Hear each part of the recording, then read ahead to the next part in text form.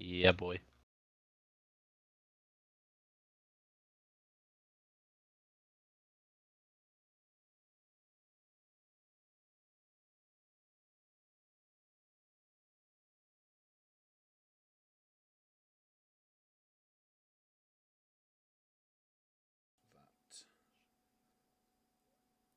Testing, testing, 1 2 1 2 1 2, testing, testing.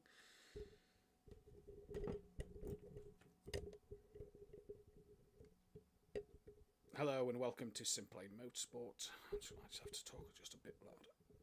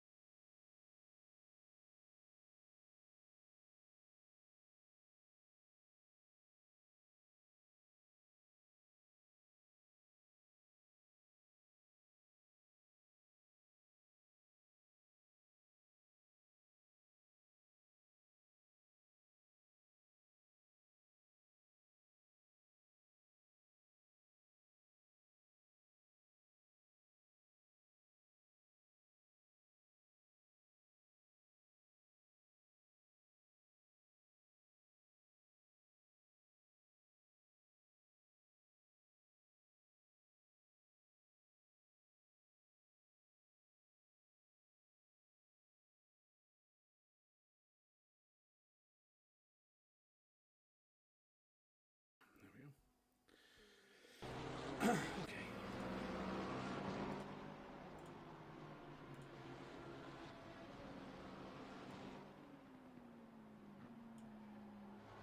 Good evening, ladies and gentlemen, and welcome to SimPlay Motorsport here for the penultimate rounds of the season. I'm your host, Mathew Duffin, joined in the commentary box by my partner in crime for this season. With 2 weeks to go, Gray Langley joining me tonight. This is going to be an interesting one. COTA, warm temperatures, 21 degrees track temp, a bit warmer than we've seen in recent weeks. But this should be an interesting race. It should be a fascinating race. Looking forward to getting this one underway as well, because COTA's a tricky circuit. Track limits are going to be a real key here tonight. Yeah, for sure. This track probably has the worst track limits on the game. It is basically the white line the entire way around, except for the penultimate corner. But what makes it crazy is that it's not police stripes. Sometimes you'll be on track and you can still pick up a track limit warning. It's unfortunate that this track is that way.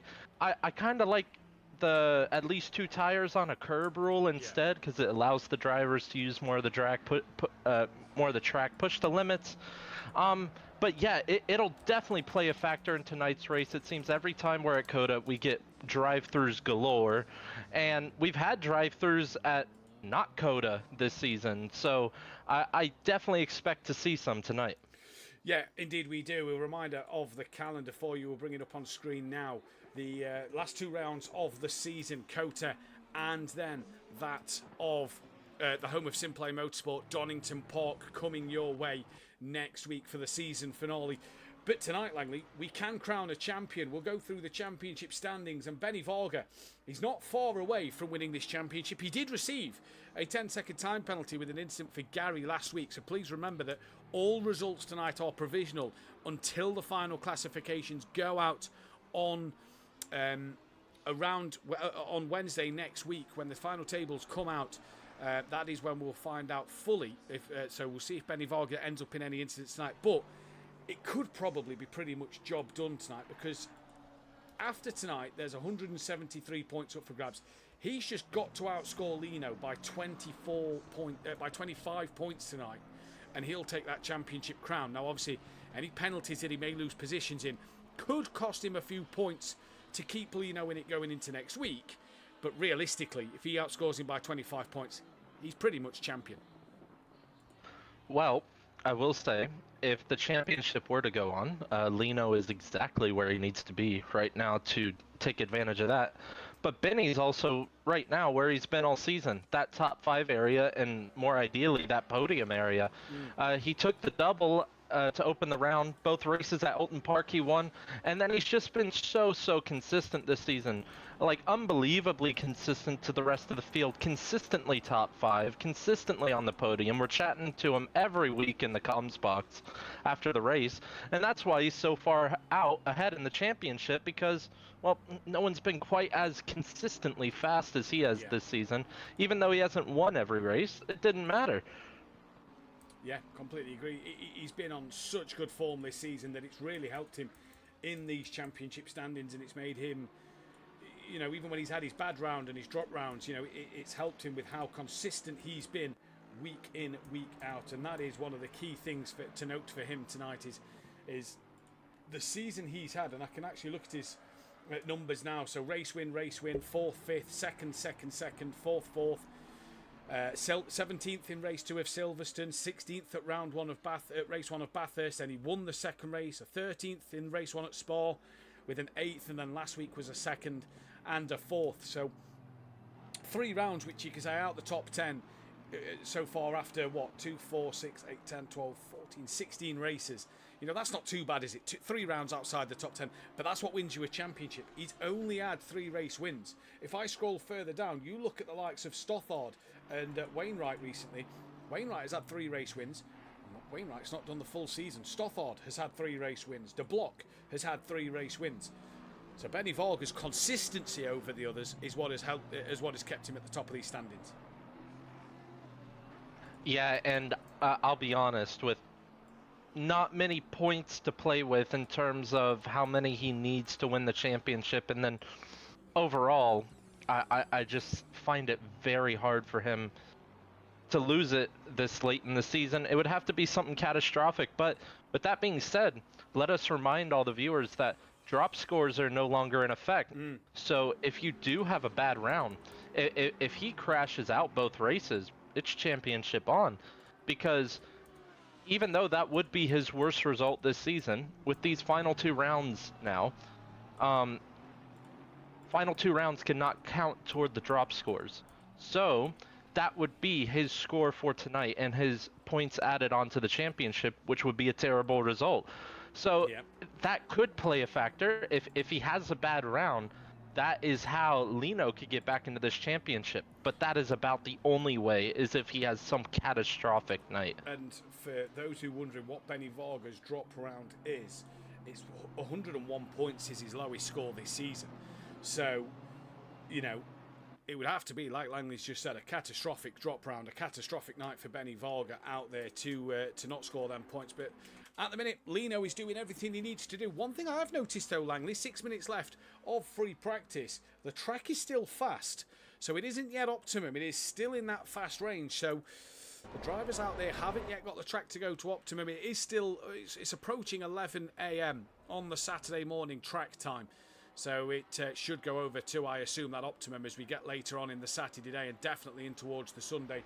But the championship standings at the moment, Benny Varga 149 points clear of Lino. Williams 234 behind. He can still win it, as can Gabino in 4th, Wolski in 5th, Dronelander in 6th and Millington in 7th. But realistically, they're not in contention for this championship. Hunt is the first person in 8th who is out of it, from Unsworth, Stothard, Leach, Wainwright to Block. Taylor, Peckman, Lee, Greaves, Johnson, Paul Williams, Neil Broom, Kieran Argent, Old Sim, Newt Waste and Cummins. And then in bronze, similar story there between Bettison and Malarex, except it's only 116 points separating the top 2 in the bronze category. Tucker 242 behind, still in it. So is Ian Best 287, Privet 299 and Sturrock 322 points behind. They can all still win this. Rob Smith, the first driver who cannot. Then it's Phil Atherton, Page, Cherrymore and Simcoe. In the team's championship, it is a lot closer, and it got brought a lot closer last week by SimPlay Racing. Audio Sport lead it, 54 points clear of SimPlay Racing. 4Q Motorsport are 133 behind. They're not out of it by any stretch of the imagination. Still 662 points in that team's championship to play for. Then you've got Black and Blue Racing, Sodor Racing, Team Merlot, Quantum Motorsport, Team Aspire, Greasy Bandits Racing, and the real-time racing drivers can all still win. SC Racing, Balkan Sim, Bearded Racing, Billy No Mates, and the Pages Racing team all cannot. in this one tonight. Good evening to Audio Sport in the chat. That'll be Kelly Davis, who hopefully had a good and safe flight to New Zealand, and Phil Atherton and obviously Langley in the chat as well. Let's hear from you in the comments. We'll get the poll out as soon as we can. Looking at the times though at the moment, Langley, Stothard up there as well, setting the pace at the moment on this fast circuit. Wainwright's in 6th. It's a pretty close top 7, half a second between them. It's an even closer top 5, only a tenth and a half in between the top 5. And I do expect this track to go optimum with there being a 4-hour, or it'll be 3 hours later in game time by the end of this practice to the start of race 1. I do expect it to turn optimum. But yeah, I'm really surprised that the times are this close. I do think we will see come qualifying some low 7s. I saw that throughout the practice this week. Wainwright looked very fast. Williams looked very fast. Varga's always up there. And Stothard, Lino as well up there. Kind of surprising me because Lino, as you can attest, these past couple weeks has not been at this sharp end of the grid. But it looks like tonight he's back there. Indeed it is. Beto in the chat. Richard Betterson saying, evening, the Lexus is loose. Good evening to everybody. Everyone, pressure is on, says Benny Varga.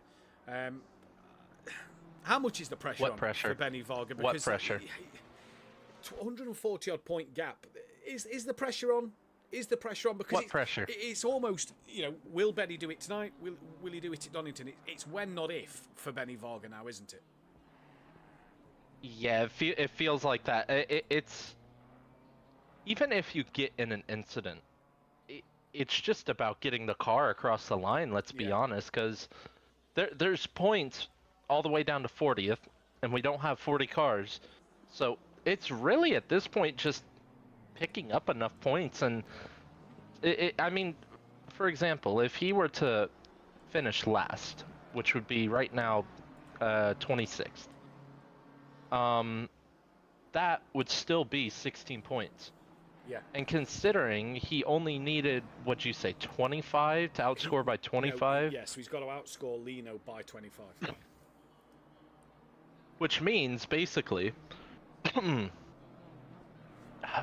time next week, if he were to do that, he'd probably still win the championship if he finished 26th in all 4 rounds left.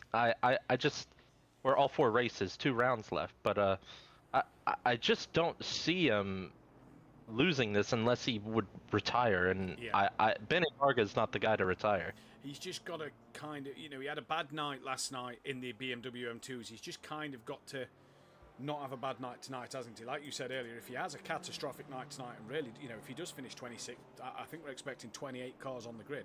So if he does finish down in them positions, that's where for Benny Varga, things are going to start to get a little bit nervy. If Lino capitalises by taking 2, let's be honest, if Benny Varga finishes 26th, 27th, 28th, Lino still needs to kind of win both races to put himself within a touching distance.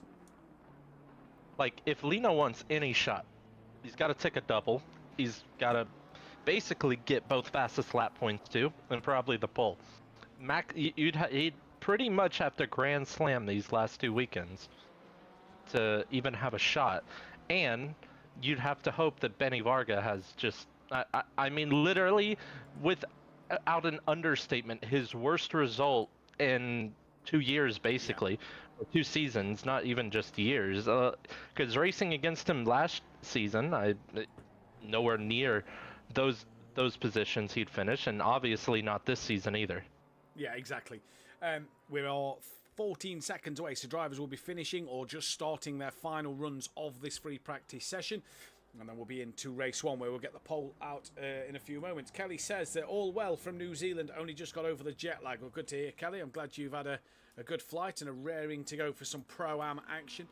Remember, while you're out in New Zealand, just do your duties and get everybody to like and subscribe. And if everybody in the chat hasn't liked or subscribed at the moment, make sure you do it that thumbs up button and the bell to be notified, as well as check out the description for our fantastic sponsors, that of Design Manchester and, of course, Audio Sport. Design links for their Facebook pages and websites are in the description. But Design Manchester, producers of vinyl graphics, laser engraved gifts, mugs, printed clothing and much more, including SimPlay Motorsport merchandise. Head over to their Facebook page, and if you do it soon, you might be able to get the stuff sent out for Christmas. Does some great Christmas merch, does Audio Sport. I've just placed an order with myself for some Christmas Eve boxes for the kids. Fantastic bits. And check out Audio Sport, manufacturer of VW Transporter T4 audio solutions and styling products. Head over to www.audiosport.co.uk. Looking forward to tonight as I test next year's car.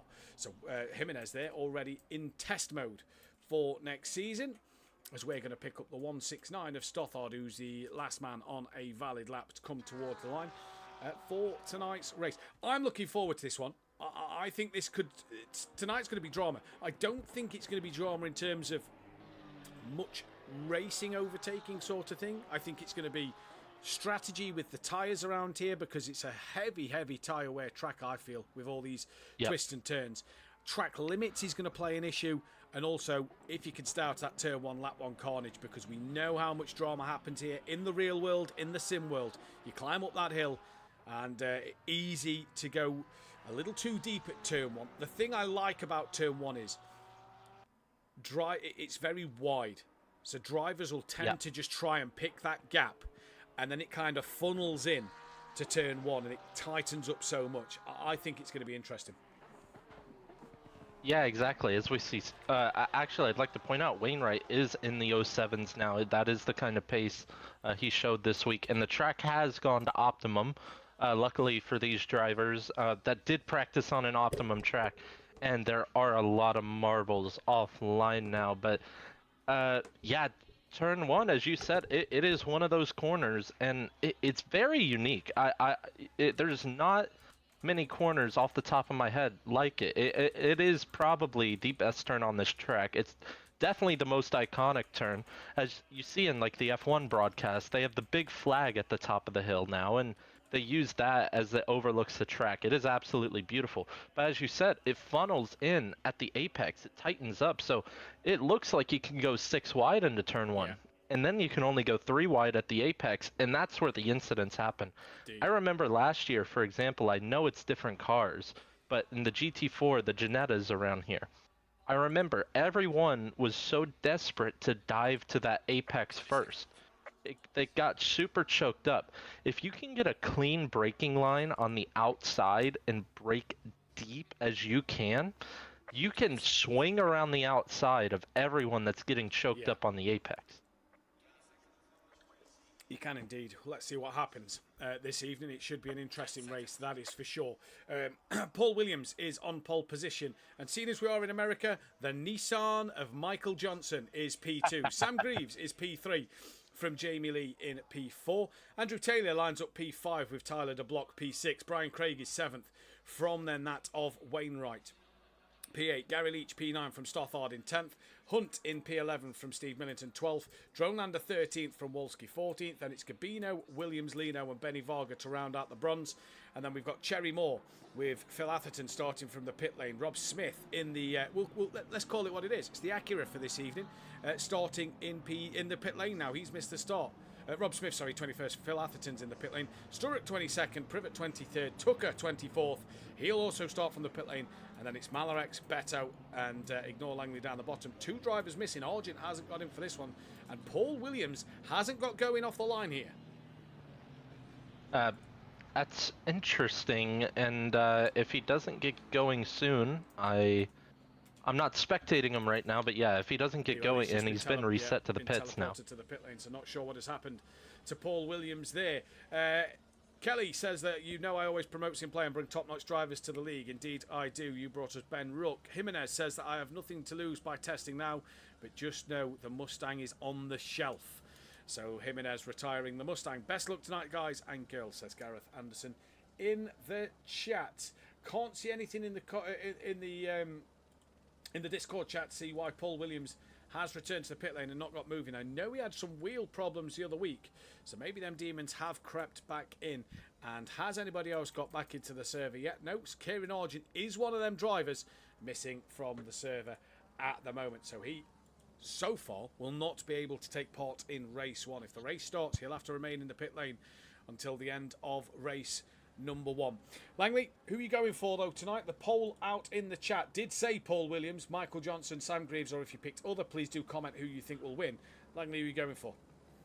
I do want to, before I answer that, I do want to shout out real quick. all the drivers on this grid, by the way, both championships are pretty much over, bar the constructors, right? And we still have nearly 30 drivers showing up tonight to race. Fantastic. Just pure racing. That is amazing. So shout out to all the drivers. Shout out to all you viewers. Like and subscribe if you haven't already. And yeah, it has been absolutely amazing this season. But favorite, I still like Wainwright. He's been dominating some of these sprint races because he started up front. He is 7th now for this race because he's taken quite a few points. If not Wainwright, it's I think those 3, 7, 8, 9 are all very likely to win. It just depends which one of those 3 can get out of turn 1 first cleanly, and if ahead of some of the drivers ahead. I think Wainwright though for this one. I'm torn. I think I might have to go with Wainwright with you. I fancy him from 7th place. Audio Sport in the chat says Monkey, aka Taylor, for the win. Come on, Team Audio Sport. Taylor's pace didn't look great in free practice, so I'm not going to sort of agree with Kelly there. I don't think Taylor's going to be in this one. I'm to be different, I'm going to go to Block. Yeah, I think that entire 6 through 9 area is very. Those are some of the quickest drivers we have, and they're the highest up on the grid. Let's see what happens then as they come into the final corner for the first race of the evening. Michael Johnson in the Nissan on pole position here on American soil. Can Godzilla take its first win since Matt Wright at Spa 2 seasons ago? We're about to find out as we approach turn number 1. What will happen? Michael Johnson with no one alongside him. This allows Sam Greaves to get a good start possibly as well. He's pretty much almost alongside Michael Johnson. As we get ready to go, hopefully he's not out of position, is Sam Greaves, as we go green. And he's not out of position. We're green and go for round number 16 of the season. 17 of the season, sorry. And it's a good start. Sam Greaves takes the lead up into turn 1. Tyler de Block. No, sorry, yeah, de Block making contact with Jamie Lee there. That is Andrew Taylor, who's moved into 3rd place. What's happened a little further back? Wainwright was a little wide and off the circuit. Him and Stothard now make a little bit of contact. Benny Varga watching in the wings as Steve Millington goes around the outside of him. Now has the inside line on Wainwright. Tucks back in behind him. Little snap from Millington. Manages to catch it, though. And Drama's just behind. I think that was Gabino. It was Gabino who was involved in that one. And that is Sam Williams, who has had a dreadful start to this race down towards the back of the pack. The 3 from the pit lane have got going. And that's Malarex, who's now at a moment. And he's lost it. And that is Betterson through. That is bad for his championship. But so far, Sam Greaves, who is currently defending the Constructors' Championship with 4Q, is leading this race from Michael Johnson. Taylor's dropped right down the order because to block Jamie Lee, Gary Leach, and now even maybe Brian Craig is about to get through. Lee and Leach side by side, though, coming down the back straight. Gary absolutely carving. He looks so quick right now. He made a couple moves on that first lap. And like I said, out of those few drivers, he's the one that got off the cleanest. So let's see if he's in the driver's seat for this sprint race. But your pick, de Block, already up to 3rd. He is indeed. Wainwright there was looking up the inside of Hunt. He's now got Benny Varga on his inside line. And this all for the championship. Where is Lino? He dropped places, so he's behind Benny Varga, and I think Craig and Hunt are in the wall. I think Benny may have got a tap on the front as they both span. Wolski pushes Benny Varga off the circuit. So dramas for the championship leader. And now Steve Millington can have a look at attacking him as well. And what a bit of drama at the end of the lap. Hunt and Craig into the wall, but crucially Lino behind Benny Varga, and that is already not where you want to be. The question is, we've seen it all season, is Benny, yes he is, diving straight into the pits. Numerous of cars diving straight into the pit lane. I tell you what, that maybe they have finally noticed on stream, because this is why it doesn't work in pro, because you have a bunch of drivers pit in front of you. You don't have the clean air. He has 4, maybe 5 cars ahead of him on the exit, depending on how clean this pit stop is, ahead of him. He will not have clean air like he usually does. Well, let's see, because the pit stop time around here in and Reeves out. is off. I have no idea where he's going in that Porsche right now. He was completely off the circuit. and De Block is up to the lead now. Yeah, De Block leads. Jamie Lee has just lagged out momentarily there. He reappears just on the inside of Sam Greaves, and Greaves gives him the room, and through goes Jamie Lee for a pit stop loss here. If you change tyres, it's 64 seconds. If you don't, it is that mandatory 25 seconds as Gary Leach now looks up the inside, down in towards the hairpin on the back straight, and it's a 2-for-1 offer for Gary Leach. Gets them both. Lee loses the rear and hits Greaves off. So now Andrew Taylor moves on to the podium, and Gary Leach with a spectacular move. Whoa, a bit of an unsafe rejoin in the background from Jamie Lee. That's unbelievable move by Gary, and then Lee loses the rear end and clips Greaves round. Unbelievable, but what a move by Gary Leach. Looks fired up tonight, doesn't he? Wants that win, as here comes now. Who is that in the Ferrari on Jamie Lee? That is Cherry Moore. Had a great week at Kyle Army last week. Having a look now. Sturrock, your leader in bronze, putting Dronelander under some pressure after the back straight. He's now up into P5. Johnson is your net pit leader at the moment, with Stothard Hassel in the back of him. Benny Varga has only got the 2 cars in front right now, and he'll be able to do the job that he needs to do. A little bit of clear air for focus for Benny Varga. Wolski on the back of Millington. Lino still behind Benny Varga with 2 cars between them, and then Wainwright just behind him. Sam Williams down in 25th on the back of the bronze championship leader of Bettison as he slides through the left-hander coming down the hill. Can he get the move on Bettison? Could we see Williams do to Bettison what Gary's just done to Greaves? Pulls to the inside line now. Williams having a look up the inside, in towards the hairpin corner. Up the inside he goes. Can that Lexus get it done though? I think we may see the Lexus straight line speed come into effect here, as they are literally side by side, pretty much identical. Watch the Lexus now engage its gears, and through he goes. And Sam Williams is going to have to fight this one another day, because that Lexus's straight line speed is just phenomenal. I'll tell you what. Pressure. This is where he's just made up 2 moves a moment ago. Can he get the job done again? And what will happen here? Let's wait and see for Gary Leach, as he doesn't. He has a look. De Block's gone a little deep now, actually. And is this the chance for Gary Leach to get up the inside that he wanted? No, not quite on the exit.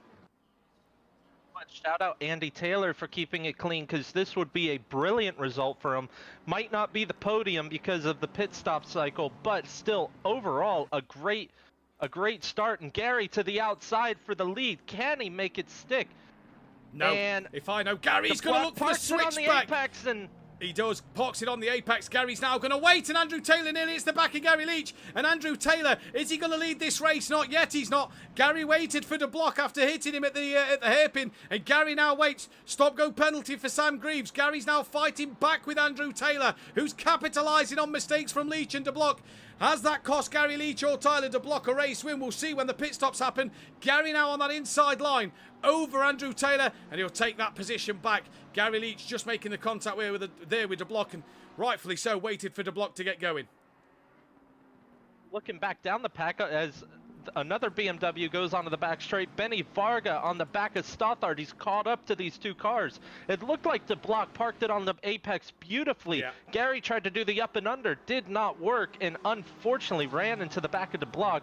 Benny's making a move on Stothard right now, down the inside. Only 1 car ahead of him right now if he can make this stick. And Stothard squeezes him, and that sends Stothard around as Benny was forced onto the curb, it looked like.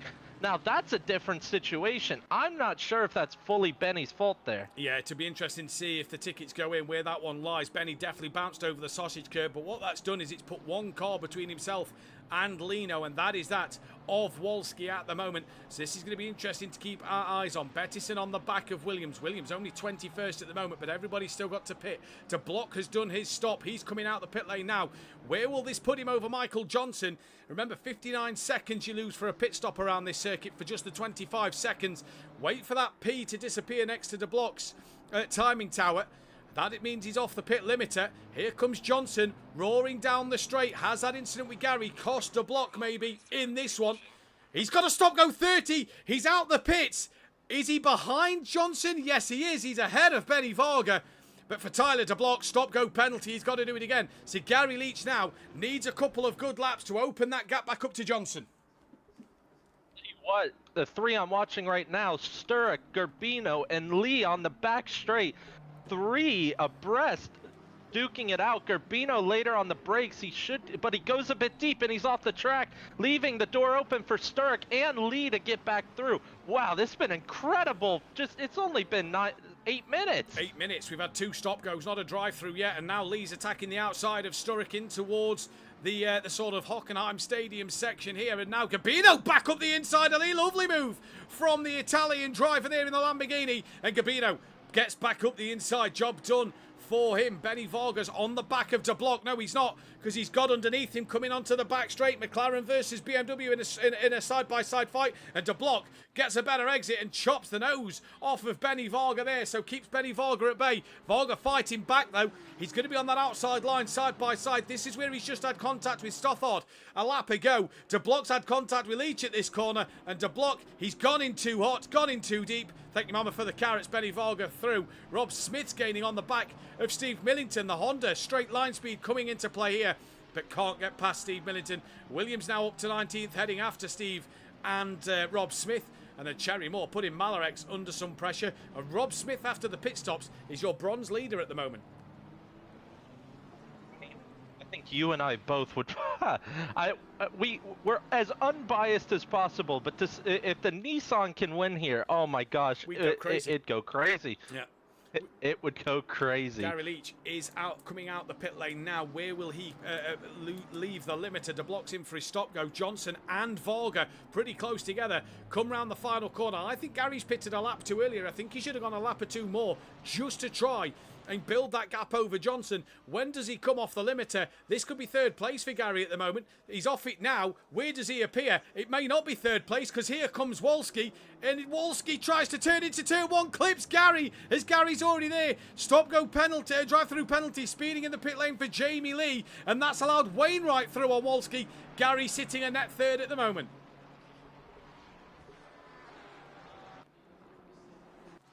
I believe Langley's still there. I'm not sure if we've lost Langley just momentarily. Sorry about that. Lee's had an incident coming out the pit lane as well with Sturrock. They had a pile up at turn 1 on the apex. No idea what's happened there, but it was something when I cycled to him, because I saw the drive-through. Oh, Wainwright's had a moment. Sorry, Langley. Wainwright's had a moment through the S's. He's tumbling down the order. I think that was Dronelander who's just got through. Indeed, it was. Wainwright's tyres will be screaming at him. Drive through for track limits. First one of the day for Dronelander. Keep your eyes, or keep you counting on that one for how many drive-throughs there will be. But Dronelander with the first drive-through of the day. Stop go cleared for the 84. That will be Tyler De Block down the order. And at the minute, where is Sam Williams now in this constructors fight? He's 16th. Millington 14th. Benny's going for it. So Benny's going for the lead. Looks to the inside. Not there, though. That is one audio sport car losing out to a SimPlay car. And at the minute, Andrew Taylor in the pits with Gary sat 3rd. Gary could be on for this race win. Pace looks phenomenal from Gary Leach. And while Benny Varga's attacking Michael Johnson, this could be huge. For Benny Varga now, it was crucial to jump Gary. You've put 2 cars between yourself and that of Lino. As it stands at the moment, let me remind you, Benny Varga is a net 2nd place in this race at the moment, and that is good enough for 79 points. Lino is we're a little unsure, although Taylor's gone green. Taylor could be in the lead of this race, you know. Let's see where he's going to come out the pit lane. Long pit lane, though, and he was, I believe, toward the front. But yeah, well, keep an eye. He's stayed out of trouble. He's kept his nose clean. I don't think it'll be the lead of the race here, but we could have a change for the lead in a second. Yeah, here comes Benny Varga. Taylor not yet off the limiter, and he's just going to tumble down the order. He's off the limiter now. Is this now enough for Taylor to stay ahead of Lino? I'll tell you what, Wolski's pace is absolutely rapid as well, yeah. And we just haven't said much. No. He's kind of gone under. He's kind of been like that all season, though, gone under the radar. Taylor stays ahead of Lino. So at the moment, where's Benny Varga? He's still on the back of him. I couldn't see his name there for a second. So Benny Varga would score 79 points. We know Lino will jump Gabino, so that will put Lino in net 7th. That is 61 points. That is already 18 of the 25 points going Benny Varga's way at the minute. Yeah, and maybe the good thing for Johnson is both these BMWs behind him have had incidents. So, again, that's why we say provisional. Yeah, this is why we say provisional, and it will be an interesting one to keep our eyes on in this race. Johnson's gone a Oh, little Johnson's deep. Gary gone Leach deep. has come to play as well. Benny Varga now side by side with that of Johnson. Let's go on the helicam. Benny Varga's just in front of Michael Johnson, but that Nissan is incredible in a straight line. Look at it just slowly start to come back on Benny Varga as they head towards the hairpin. He's going to change underneath Benny Varga now, and that straight line speed of the Nissan up the inside on the apex. Where's Gary Leach? Nearly into the back of the Nissan. Benny Varga gets through, and Gary nearly got second place. He nearly got a 2-for-1 again. He's tucked underneath Johnson. Here comes Leach, tucking underneath Michael Johnson. Has he got the move done? Not just yet. He has under braking. Gary's into P2. Is he though? Because he's a bit wide there, but he'll have the inside for the triple right-hander. And now Wolski's in the fight and come to play. He is indeed, and the worst thing for Lino is We're now only going to have one lap left. is Lino's now got another car between himself and Benny Varga, and he's got Stothard to worry about on the back of him. Wolski's come to play with Johnson. We love the Nissan on the podium, that is for sure. We're about to start the final lap of this race here. And what a final lap it's going to be. Gary's not got the best of exits there, you know, and Johnson's coming back at him. Up the inside, it will be in towards turn 1. We've seen that Nissan so good in a straight line. Can he get it stopped on the brakes in towards turn 1? Here comes Johnson. Wolski looks up the inside on Leach as well, and Leach this time, as Johnson parks it on the apex, can't do anything about it. Jamie Lee's got to do his drive-through next lap. So at the end of this one, otherwise that'll be a time penalty for him. And what a fight we've got on our hands here. What an opening race to the evening. I can... Oh, and Wolski's gone off the track, cut the course, but keeps that P4 position. It's going to be a fight for this final P2. I think Benny's got this one in the bag for this race, but even right behind, Taylor, Lino, Stothard, all duking it out right behind them. Did Johnson just have a mistake there? No, but Wolski's had a huge slide on the exit. That's put Taylor closer to Wolski. Gary's already made moves at this corner today. Can he make one more? No, he cannot. Lino has dropped off the back. Drive through for speeding in the pit lane for stop-go for Phil Atherton in this race. Steve Millington's now in the top 9. Williams is 12th, but Millington's got Gabino and Rob Smith for company. Fights happening no matter where you look. Benny Varga leads this one. Can Gary get back ahead of Johnson with 1 to go? Let's see what happens here. It's been a great start to the COTA night. As well, SimPlay is outscoring Audio Sport right now. Both SimPlay cars ahead of both Audio Sport cars respectively. Millington ahead of Williams and Gary ahead of Andy. And yeah, that'll be good for the championship for them to close it back down. But Gary looking for one more position to gain more points. Running out of corners, he's got the longest ample right-hander, if you will. And then the final 2 corners. I don't think Gary's going to get this one done. Benny Varga's going to come to the line. Stop-go penalty now for Jamie Lee for cutting the circuit. Gary's got 1 corner left to have a look. That is the final corner. I don't think it's going to happen. We're going to cut to Benny Varga, though, who's about to take yet another race win this season. It'll be 4 for Benny Varga. Is it the champion-elect that we know it could be? Benny wins. Michael Johnson second from Gary Leach, Wolski. Andrew Taylor from Lino. Stothard, Wainwright with the fastest lap. Millington, has he just lost out to Gabino at the line? Yes, he has. 9th for Gabino, 10th for Millington, 11th Rob Smith, Sam Williams 12th. Sturrock is going to cross the line, 13th place. And then it will be Bettison in P14, I believe. I've been disconnected from the server. That's mass disconnect. Mass disconnection. Right, so we will take the race result from where everybody started to finish, but we will be back in a moment. I've got a server to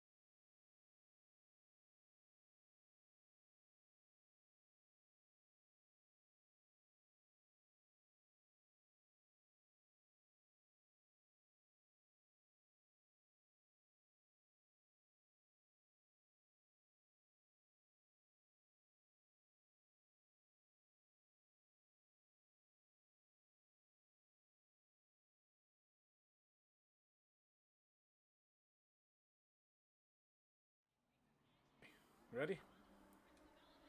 Yeah, boy, let's do it.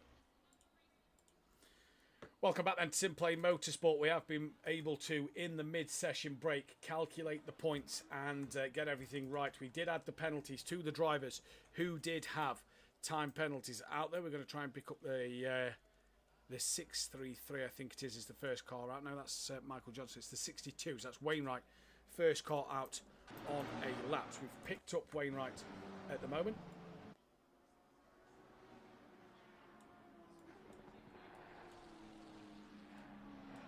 For some reason the sound seems a little intermittent. Apologies about the sound, I'm not sure what's happening. The sound just seems a little intermittent in terms of what is happening out there. It seems to be quieter than loud again. So not sure what's happening on the game, not sure if that's an on-game issue. Let me close the poll for race 1. Either way, welcome into Peaceful Stepdad as well. What a race it was. Championship standings then. Benny Varga.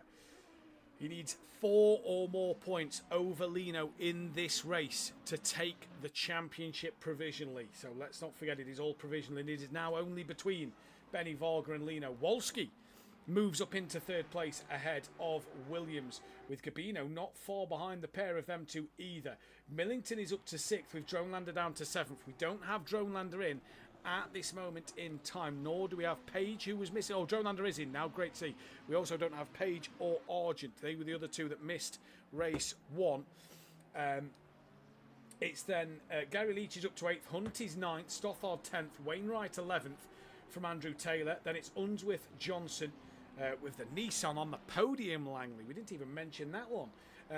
Brian He waited Craig, for the U.S. soil to come into play. That's why. It did indeed. Brian Craig 15th from Tyler DeBlock. Sam Greaves, Jamie Lee, Peckman, Williams, Broom, Argent, Altim, Waste, Cummins is your order there. Just turn that volume up on the game so that you can hopefully hear that one a little bit better. Just double check the audio is that you can hear it as well. Yeah, should all be good to go there. In bronze then, it is Malarex, 120 points behind at the moment. So that will go to next week unless Betterson somehow wins this race and Malarex has a nightmare. Tucker still in play but nearly out of it. Privet is 4th with Sturrock 5th. Bestie down to 6th. Rob Smith 7th, hot on the heels of Best. Then it's Phil Atherton ahead of Cherry Moore. And then Page and Simcoe. Constructors' Championship, Audio Sport, 41 points clear of SimPlay Racing. They've pulled back 14 points in the first race. So, going to be an interesting one, especially if the results sort of happen again in race 2. You just feel that that's going to chip away into a good constructors fight going into Donington Park next week. 4Q Motorsport, 206 behind now. Black and Blue Racing a 4th, Sodor Racing a 5th. Believe it or not, Benny Varga for Sodor Racing on his own is still in contention to win the Constructors' Championship at the moment. He's only 333 points behind. It won't happen, but the fact that we've got 3 races left this season and he's still in contention is incredible. Team Merlot are still in contention as well. They are 6th. Greasy Bandits up to 7th from Team Aspire. Quantum Motorsport, Real Time Racing, SC Racing, Balkan Sim or Bearded Racing, Billy No Makes, and then Page's Racing Team. Let's see what's going to happen in this one. It's going to be an interesting one to see what's going to happen in this race for sure. Langley, what a first race it was. I could not believe how non-stop it was, but what else should I think, honestly? From what this series has done this season, it's provided us non-stop action no matter what track we go to. I mean, even at one of the tightest tracks on the calendar in the opening round, Alton Park, it was unbelievable to start there.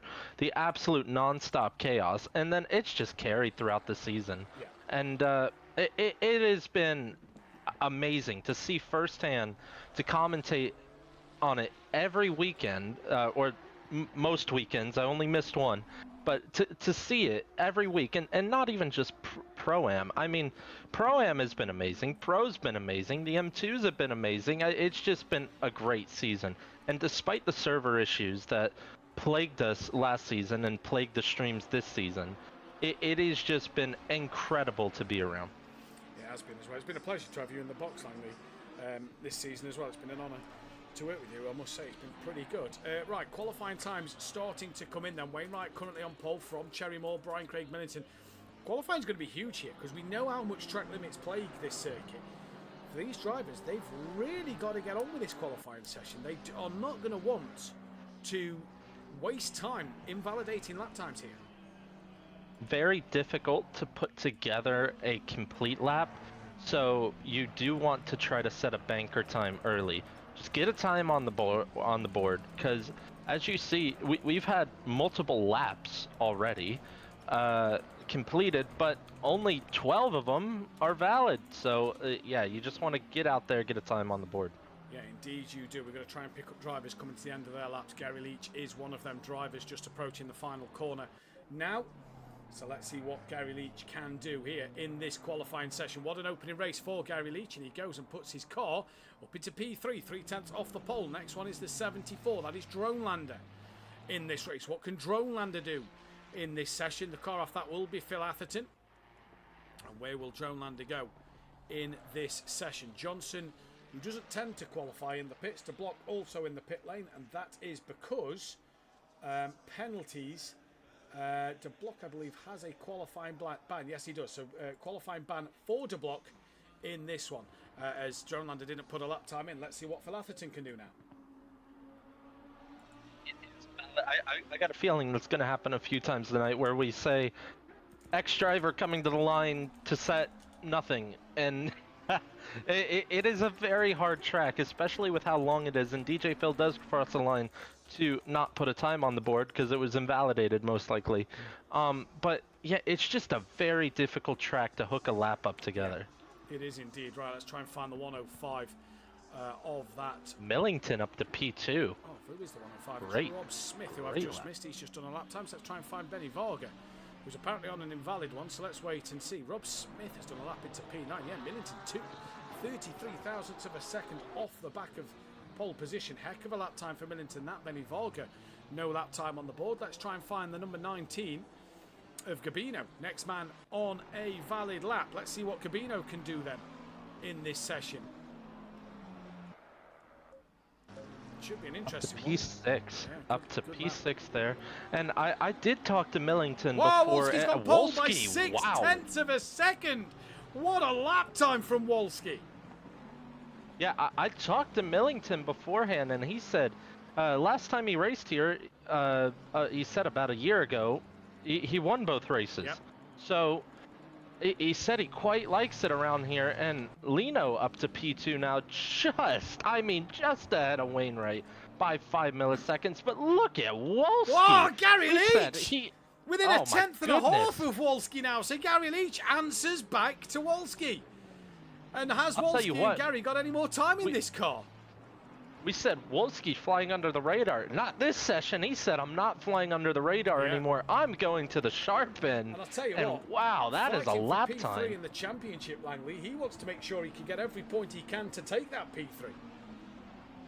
Yeah, he might. Does he even have a chance at P2? He should. And if he keeps doing this. He's 98 off the back of P2. So, big ask. Wow. Big ask. But big ask, let's see what happens. Anything can happen here in this one. Sam Williams is the next car on a valid lap. And Sam is down in 20th.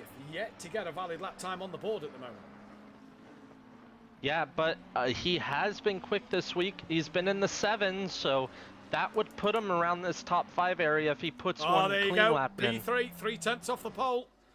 So he's put one in. And that proves it. Yep. Great time from him.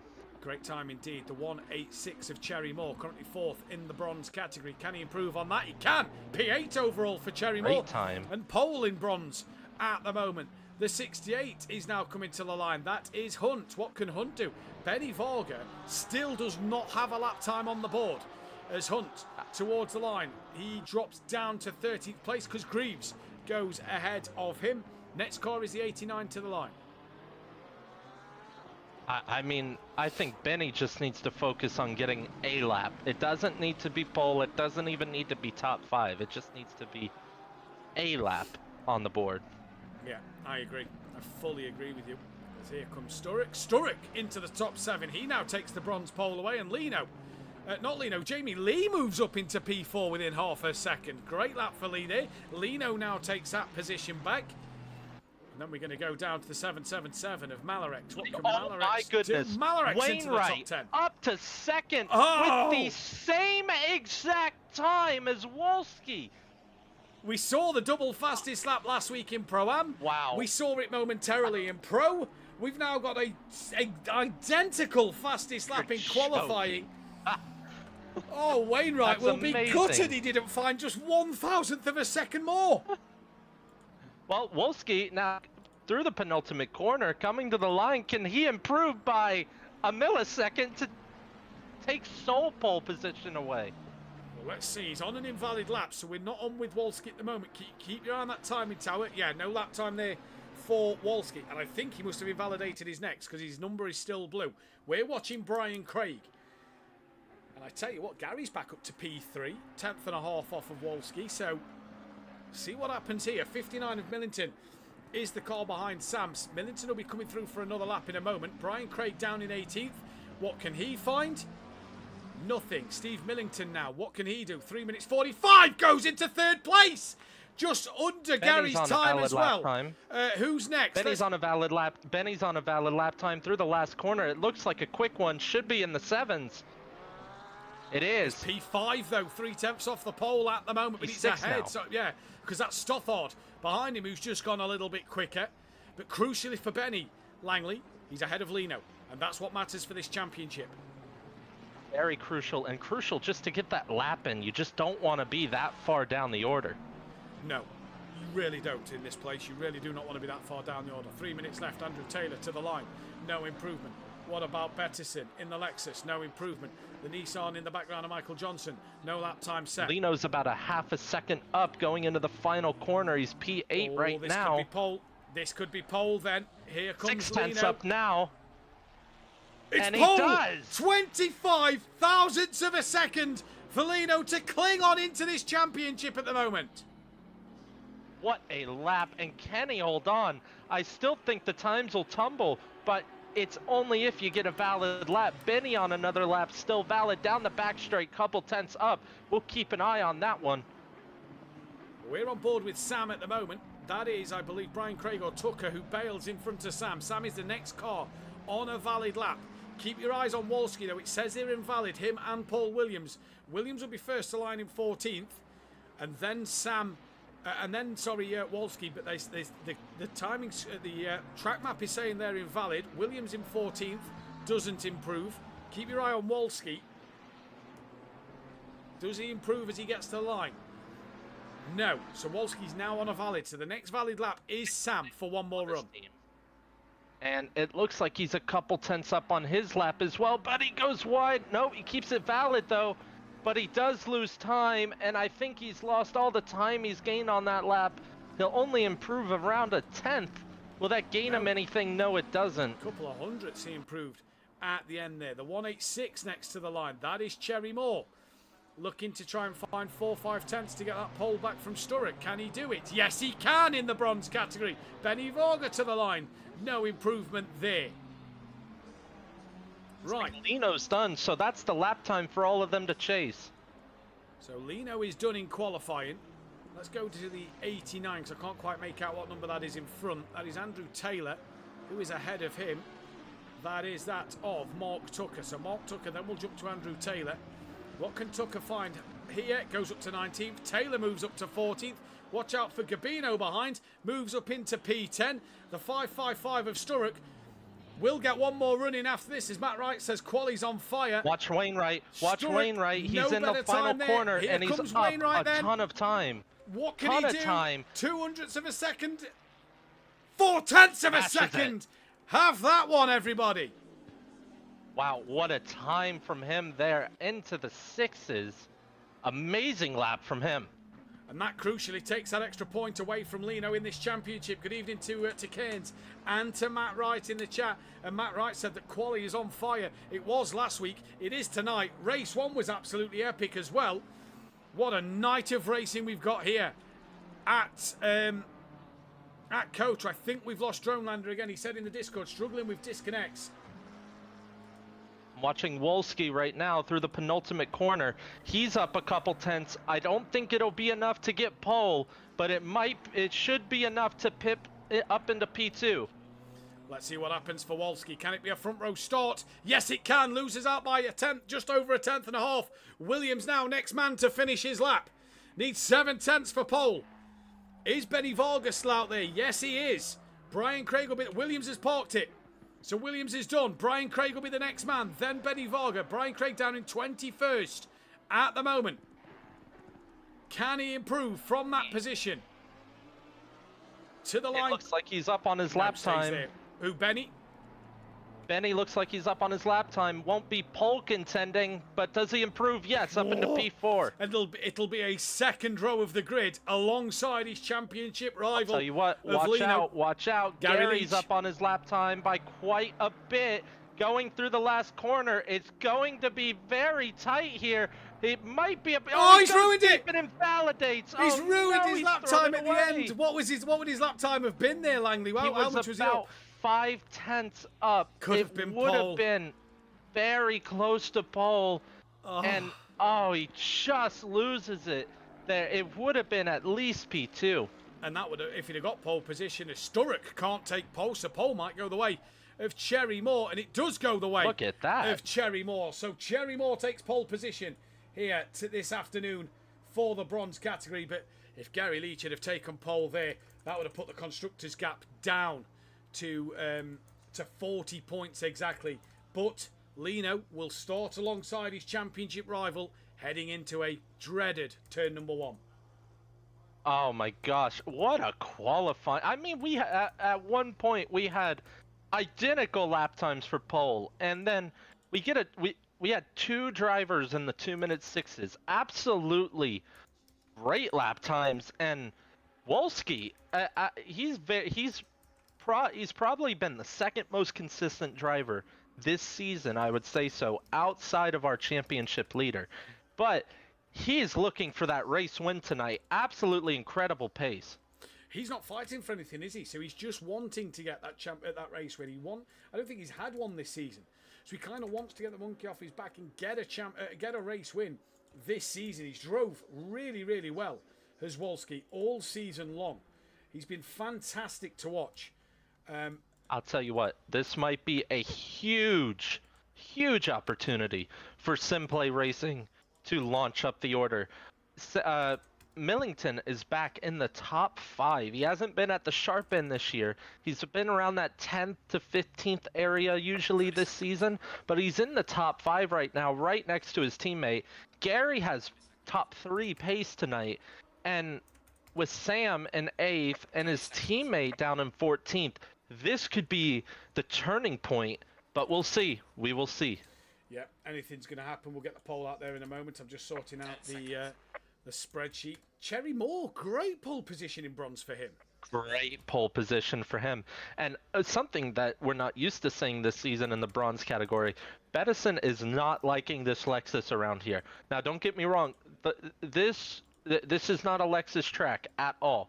COTA is definitely not a Lexus track, and especially with the temps being a little higher than they have been this season, will not suit the Lexus as much. But outside the top 3 in bronze is just not something that we've said a lot this season for him. No, it isn't at all. And yeah, he struggled a little bit as Richard Bettison tonight.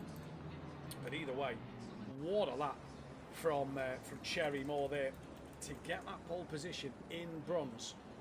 Absolutely fantastic from him, and I believe that could be his first pole position here at SimPlay.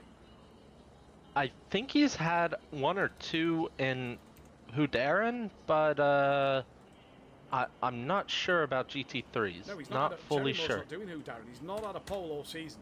He's not had a pole ever, so that is his first ever SimPlay Motorsport pole position. But what a race. Last time a Ferrari started pole here, it didn't go well. Poor Mike Matthews. You say poor Mike Matthews, that was more on himself. I remember that. He dive-bombed into turn 1 from pole and lost the lead. Well, it's a double Ferrari pole in that case right now. That's amazing. So Wainwright is your pole man. Just doing the pole. Wolski's obviously second. Third is Lino.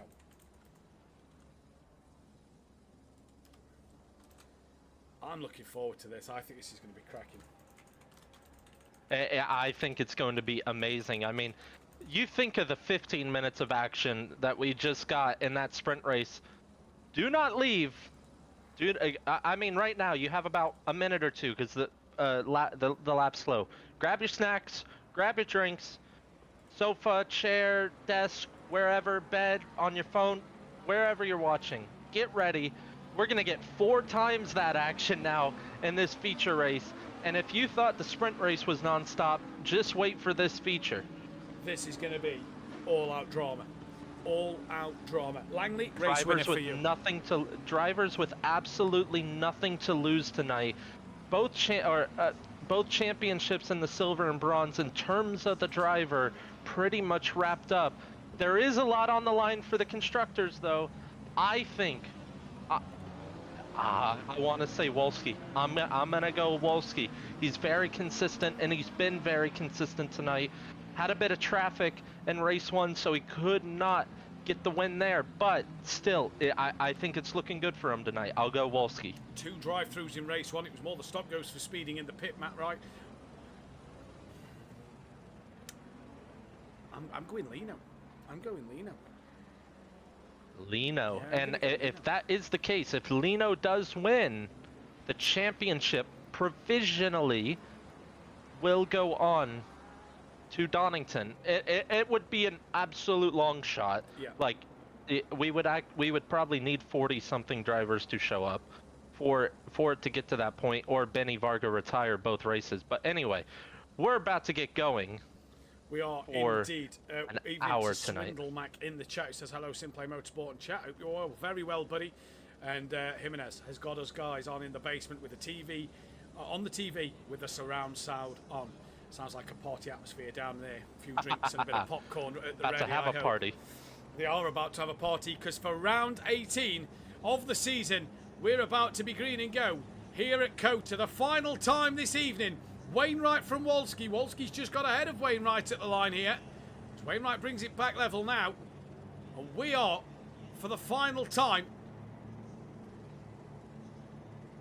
Green light, go, go, go. We're racing. I didn't see the note message come up saying we're green, but we are green and go here. Gary Leach looking to the outside as it only just says we're green and go now.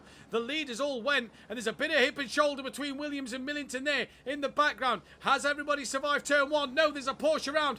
That is Sam Greaves spun around in the Porsche. Kieran Argent has got in the lobby and did start from the pit lane, so he can get away there. Good luck, says Rosowski in the chat, but already a good start out front from Wainwright. Wolski keeping him honest, though. Yeah, Wolski had to cut the track to keep P2 there. I don't know if that was fully fair, but it was very close. I think he was ahead when he had to cut the track. But, yeah, I'm actually surprised there hasn't been more chaos at turn 1 tonight. Very surprised there's not been more chaos. It's been good racing at the start of the races so far in this one. Let's see what's going to happen, though, as they come down now in towards the first hairpin of this section of circuit. Benny Varga, by the way, got ahead of Lino and stayed ahead of Gary Leach. Gary also jumped Lino at the start. So Benny Varga right where he needs to be with a car between himself and his championship rival. Millington dropped down to 7th. Williams behind him. Millington might be having a look on Stothard down in towards the bottom end of the circuit. Cherry Moore leads in bronze. And what's going on back with Rob Smith? 3 wide nearly with Greaves to block and Malarex as Greaves looks back up the inside of Rob Smith. De Block tries to go around the outside of all of them, and De Block got past Hunt, and gets past Smith as well. Smith's going to try and tuck back underneath to the inside of this part. It'll be the outside for the next bit. De Block has a wiggle. That ends that. Smith's through. Absolutely incredible racing, and De Block is on the inside still at Greaves. Pushes him out wide a little bit, and he keeps that position there. Yeah, I think that one's Hunt. Greaves at the moment. He's down the order. He's just coming up the inside. Sorry. No, you're right. Of DJ Phil. Steve Millington has got Williams close to the back of him as he's trying to attack the rear of Stothard, as well as they've got Lino just ahead. Lino cannot afford to lose positions to his championship rival, but his championship rival has lost a position to Gary Leach somewhere, because that is a change for 3rd place. Gary ahead of Varga. Absolutely crucial, and Lino needs to finish ahead of Varga if he wants this championship to go on. And I think Gary has some of the best pace tonight if he can keep it clean. Yeah, I agree with you. As Millington had a look at the inside of Stothard, couldn't get it done. That's cost Millington a little bit of time. Further down the order, Sturrock, who is trying to chase down another race winning bronze on the back of Cherry Moore. He's got Taylor behind him. Taylor needs to clear some of this traffic to get himself back in this fight for points for that Constructors' Championship, because again, SimPlay are outscoring Audio Sport, and that has huge ramifications for this Constructors' Championship. That is the championship that is really close and that will go down to the wire. Sturrock having a look on Cherry Moore there. Bit of a poor run through brings Taylor back into play, and nothing can be done of it. Coming through, Rob Smith has had a spin coming through the left-hander up over the crest. He's going to have to get that one to rejoin. That's very unfortunate. Won the sprint race and... Oh, he's rejoined into Sam. Yeah, that's unfortunate, to say the least. And indeed it is. We go back forward though, and Williams has got Gabino having a look at him on the inside line, coming down in towards the hairpin. Full send, Gabino up the inside, gets it stopped. Great move from the Italian once again, putting on a pinnacle of a clinical masterclass in overtaking. Here is Gabino. He's put another position on Williams, and that again hurts Audio Sport, losing more points to SimPlay at the moment. Yeah, Benny Varga and Gary Leach are side by side. Benny's on the inside of the triple right-hander. Gary runs wide and Benny's back up into the podium. But Gary's coming back at him, sticking around the outside into the penultimate corner. There's contact. Gary holds on to it and Benny is through now.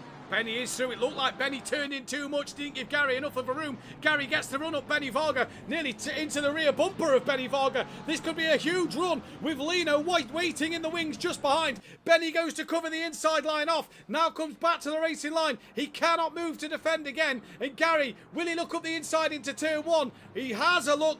Benny goes a little wide on exit. It might not hurt him too much with it being a right-hander for turn two. And Gary's still having to sit and wait. What a bit of racing from the two BMWs.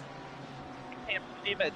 There was contact, but it was all fair game. A little bit of contact's no harm when no one goes around. So that is just some brilliant racing there from the pair of them. And that was amazing. And I think it's going to continue here. Great save from Gary, wasn't it, to get it, to keep it from going round. And Gary Leach now trying to put the pressure on Benny Varga in this race. Lino has got Stothard right on the back of him. Steve Millington not far behind either. And then there's a bit of a gap back to Gabino. Just going to drop down the order for a moment. We'll watch through this corner and then we'll go back down to Brian Craig as he's on the back of his teammate. Gary looks underneath Varga. Nothing can be done there. Craig and Johnson pretty close together down the pack as well.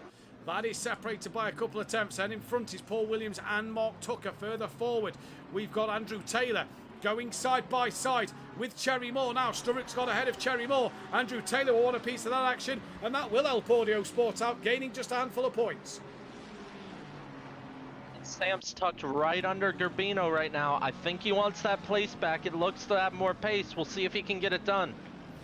Yeah, can Sam get back on Gabino? Gabino's gone a little wide. That's going to allow Sam back up the inside. So one Audio Sport clears one car. The second one tries to now hang it around the outside of Gabino and gets it done, does he? Has to go deep because Gabino was still there. And Sam, has he got enough up the inside into this next part? Gabino nearly chops the nose off. I think Sam backed out of that one. Probably the wisest choice from Sam there.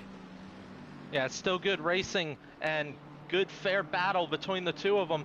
Just unbelievable action up and down the pack right now. Battle up front, battles in the middle, battle at the back. Doesn't matter where you look.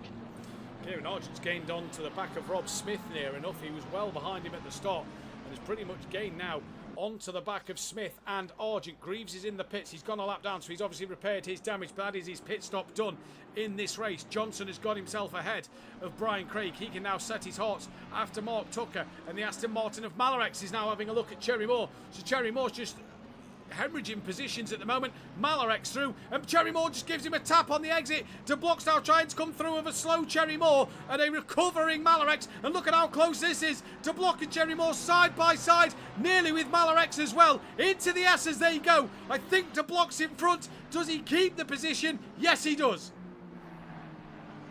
While all that was happening, Sam did end up getting by Garbino again.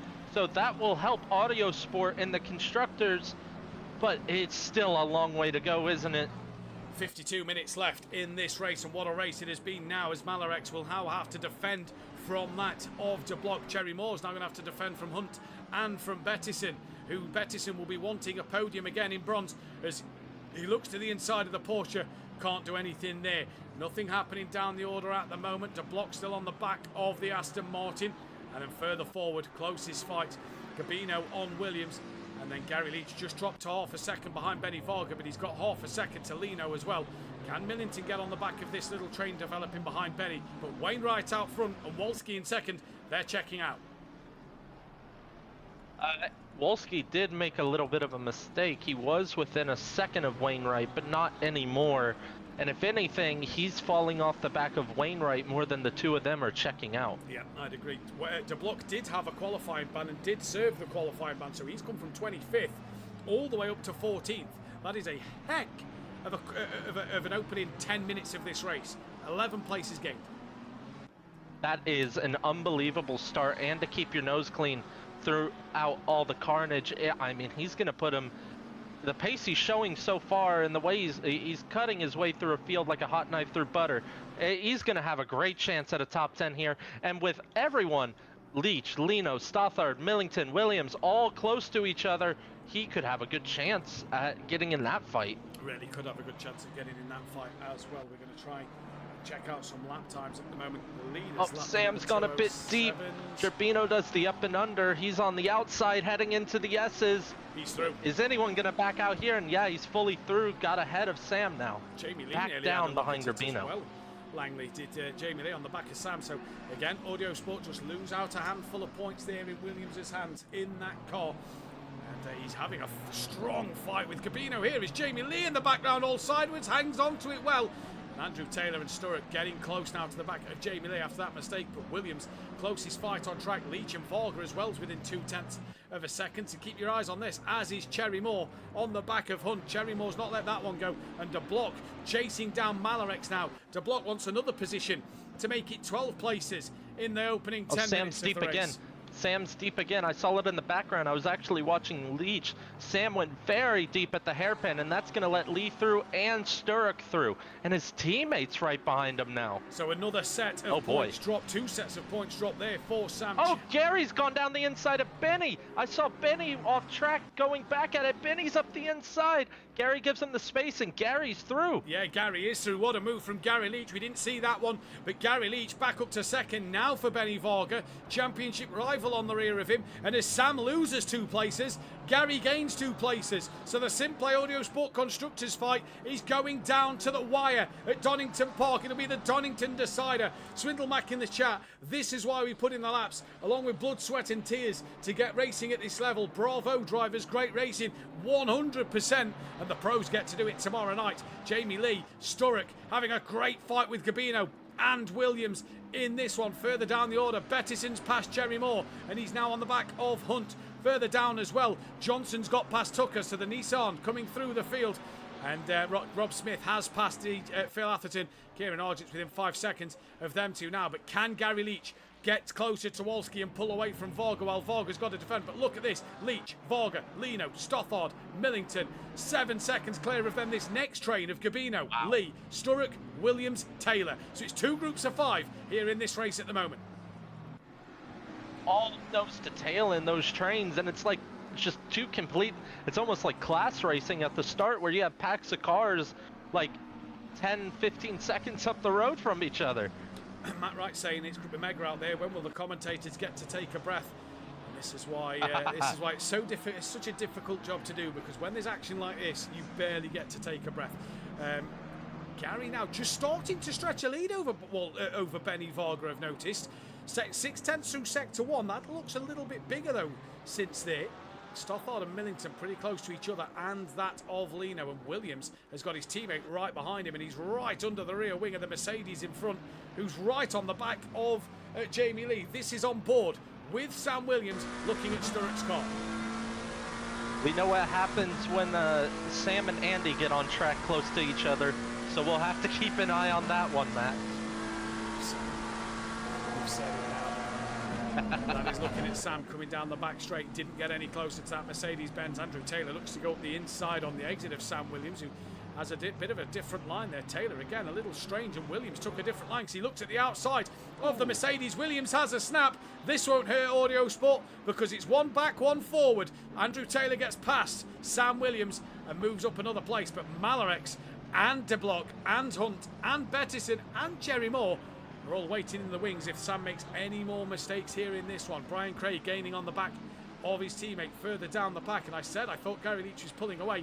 Gap 7/10 of a second. What will it be at the line? Looks a little closer now. It's now 8/10, so it's not. It's gone up another 10th. So Gary, bit by bit, just starting to open that gap. Sam looks really quick, but it looks like he cannot tame the rear end of that McLaren right now.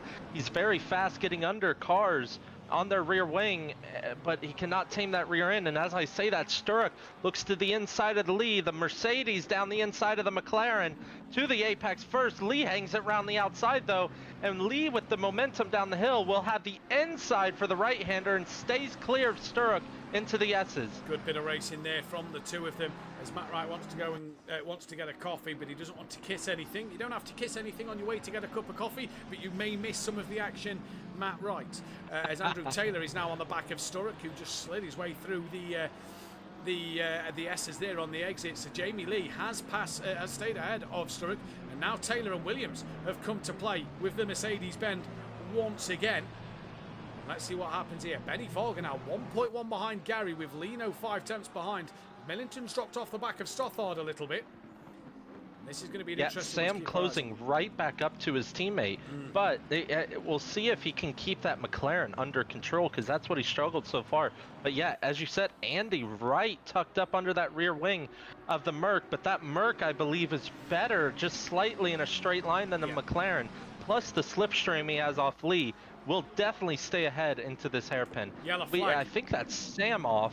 No, it's the I believe, 96 who's returned to the pit That's lane. Hunt. That is Sam Greaves. No, that is Sam. Yeah, it is to the Sam. pit lane there then. So Sam Greaves back into the pits. He's had a moment down at the hairpin. Got a battle on for up at second to last place at the moment. Argent's gaining on the back of Phil Atherton. So let's see what Phil Atherton can do in defence of Kieran Argent at the moment. And Sam has retired from this race. That'll be no points scored there. And that'll probably end 4Q's championship defence in the team's championship, as Argent up the inside of Phil Atherton, and through he goes. Hunt now. Hunt's actually got up the inside of De Block in the midfield. Cherry Moore and Bettison waiting in the wings as well. So Hunt past De Block there. He's through. So through goes Hunt on De Block. Watch battles up and down the field. Doesn't matter if it's for last place or first place. It has been absolutely amazing tonight. Brian Craig has got past his teammate and put some daylight between the two of them. So for Kieran Argent now, he's got to gain about 4 seconds to the back of Rob Smith, who's carrying damage. We've lost Sam Greaves. Droneland has suffered with a few disconnections after the server crash. So Dronelander didn't take to the start of this race, so it won't be a quali ban or anything for Dronelander because of that disconnection. Yeah, and Andy's still all over the back of Sturrock as he has a little moment in the S's, leaves the door open, and Andy's through on Sturrock in the S's. Is that going to leave the door open now for Sam Williams to get through? Not quite. He has a better line through this section, but can Sam get the run down to the hairpin? Has a little bit of a wiggle on exit. It would be a send from there. It would be, and I think Cherry Moore and De Block have had a moment, because De Block has dropped behind Bettison by some margin. Paul Williams in the Nissan of Michael Johnson has also got ahead of them. Where is De Block? Just coming through behind Brian Craig now. So him and Cherry Moore have both had a moment there. Gary 1.5 out of Benny Varga. He's stretching his legs over Lino. Steve just dropping back from Stothard once again. And like you say, Sturrock on the back of Andrew Taylor now, and has Sam right behind him. So Audio Sport gain a couple more points back at the moment. This Donington decider for the constructors fight is going to be epic, I think. Yeah, that Mercedes is an absolute beast in a straight line. I thought he was about to repass Andy Taylor there with how fast he was closing in on the straight. Struggling a little bit in the corners, but let's remember, he's still a bronze driver, but he's not letting that affect him at all. P1 in the bronze class and multiple instances this season of silver pace. Absolutely great from him. As I say that, he leaves the door open, and that lets Sam through, and that's a couple more points for Audio Sport again. Well, I've just typed in on the spreadsheet at the moment what the points would look like for the constructors. As it stands, with Sam gaining that position, 7 points Audio Sport would lead by going into Donington next week. 7 points. Oh, it's going to be an interesting Donington decider. That'd really be the Donny decider, and yeah, that is I might have to clear my schedule for that one, and I don't want to miss that one, do I, Matt? No, I don't think you will indeed. Rosowski's asking for the fastest lap. It is a 2:06.975 from Wainwright at the moment. What fights we're seeing out there on the track so far. Further down the field, Cherry Moore. De Block's gone a little deep. Is this going to allow Cherry Moore to get the run on him? No, it won't. Mark Tucker's close as well. Argent's got the gap down to Rob Smith to 2.7. So Argent looking to try and pick up a handful of points in this one. And Gary now has got the gap to 2.1 to Benny Varga, but isn't closing in. He's actually a couple of tenths slower than Wainwright and Wolski last time around. So isn't gaining any. Stothard's drop off the back of Lino, and Millington's now within 7 tenths. Big gap back to Gabino, with Lee now being hassled by Andrew Taylor and Sam Williams once again. So the gap 7 points, but if Taylor and Williams can gain places, that gap will just open up a couple more points every time. Yeah, what you said earlier in the race, the top two pulling away, it wasn't like that when I said it. It looked like Wolski was falling back into the clutches of that pack, but not anymore. He has started to pull away from that pack. His pace is stabilized, and he is easily or comfortably P2 right now.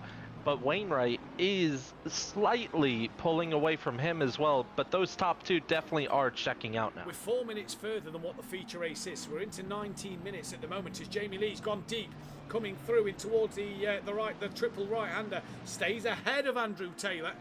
So that is crucial, but Taylor's a little bit closer. But we're 4 minutes in. These tyres may now start to be just hurting a little bit. 27 degrees track temperature at the moment. It is nearly 2:30 in the afternoon track time. So 27 degrees track temp on a track that really punishes tyres. Andrew has hit Jamie Lee. Williams into the back of Andrew. Andrew slow to let Lee get going. Williams has gone wide, and Sturrock is going to take both of them. It happened, Matt. It did happen. You're to blame on that one, not me. I'll take. Oh, and Lee's gone deep a little bit. Always. I think. Oh, that was close. I think there was a little bit of contact, but everyone got through cleanly there. He is flying, says Rosowski in the chat, and that is in reference to Wainwright. Leach has lost out more time to Wolski, and Benny Varga's got the gap back down to 1.8 seconds. 21 minutes into this race, and now the championship takes another turn, because both that of Williams and Taylor lose another position. So 12th and 11th, with Gary and Steve staying where they are, the gap would be 1 point in favour of Audio Sport going into Donington. Unbelievable right now. Give and take all the way to the final round. Unbelievable. And also, crucially, if Benny Varga gets fastest lap at this stage of the race, he would win the championship with the places as they are. He will gain 3 points over Lino at the moment, but 3 points is still enough for Lino to be in that contention for next week going into Donington Park. But what a race we've got here. Drive-through for De Block for track limits. Already the drive-through 20 minutes in. Third one of the night, first one of second race. Yep, and Sam's a little deep, but Andy lets him stay ahead, it looks like. The Audio Sport cars just cannot keep a hold of their McLarens right now. Steve Millington hassling the back of Stothard, and if Steve gets through, well, the gap's 1 point in favour of Audio Sport, but if this changes hands, it'll be in favour 2 points of SimPlay Racing going out the end of tonight.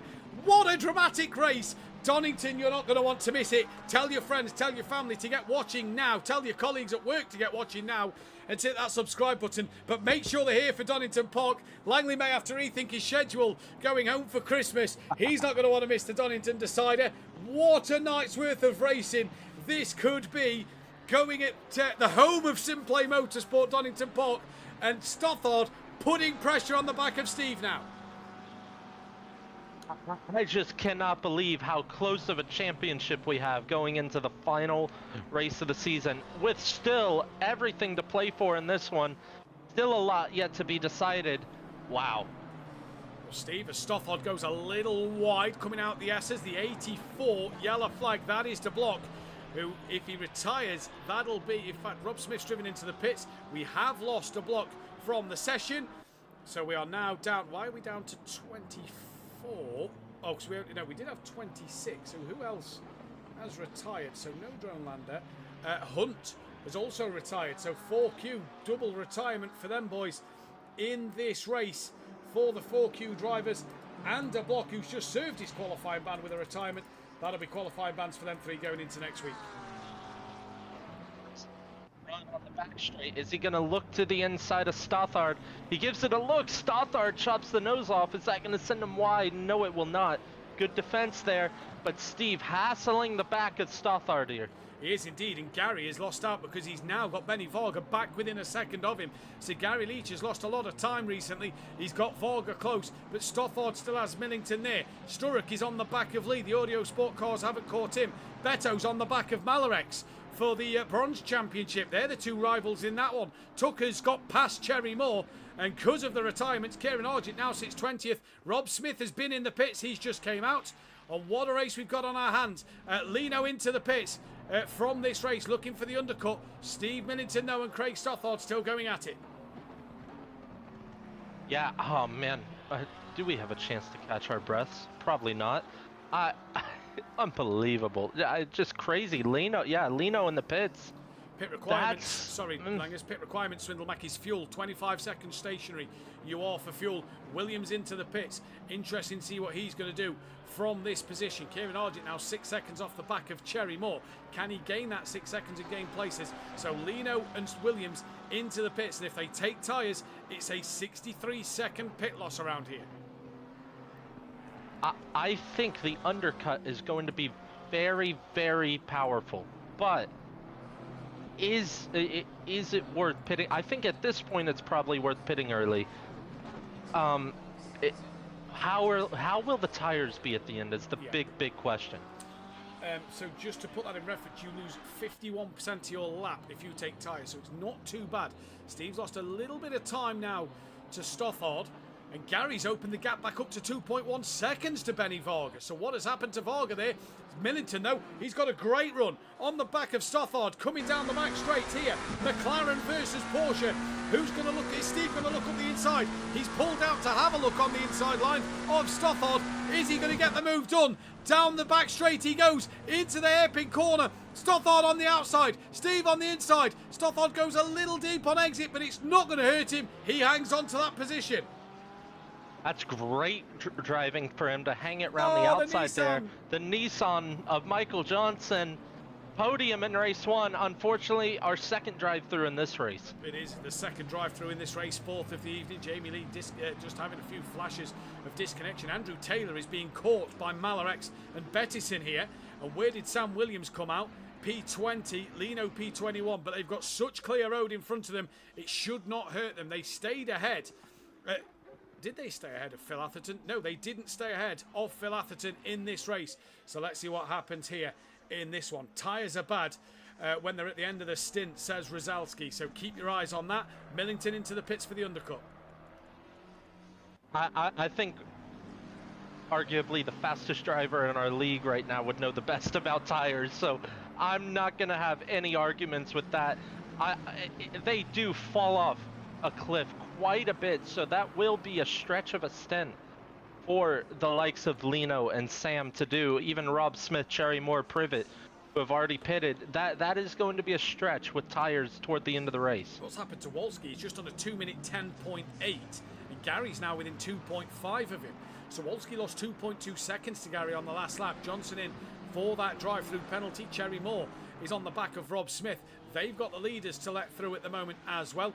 And we've got Johnson in for his drive-through, Paul Williams and Steve Millington in for his stop. Where is Millington in regards to Lino? Millington's on his way out the pit lane now. Lino's just approaching the final corner. If he's jumped Lino here, that helps Benny Varga out, but it also helps SimPlay Racing in the Teams Championship. Johnson gets his drive-through done.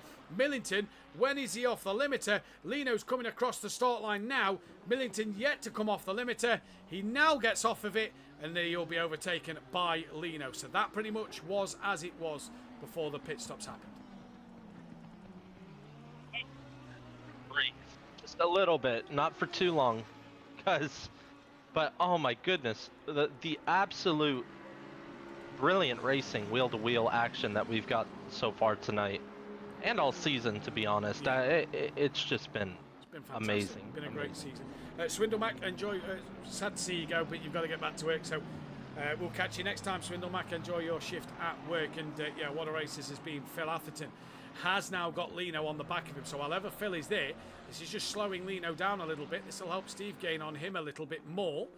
And Lino makes light work of Phil Atherton in that one then.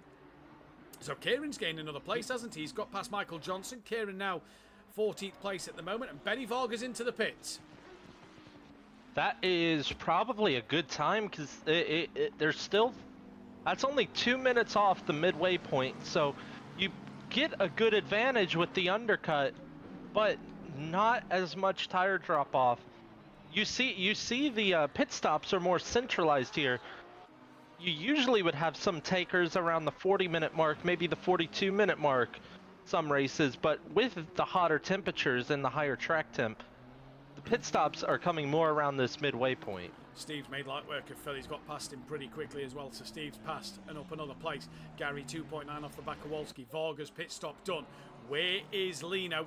Only coming through the triple right-hander. This could be a bit closer, you know, on pit exit here, to see where Benny Varga will be. Has he done enough to stay ahead of Lino? Did DJ Phil just hold Lino a little bit too much? Varga in the pits, Sturrock in the pits. Well, let's see where Benny Varga emerges from the pit lane.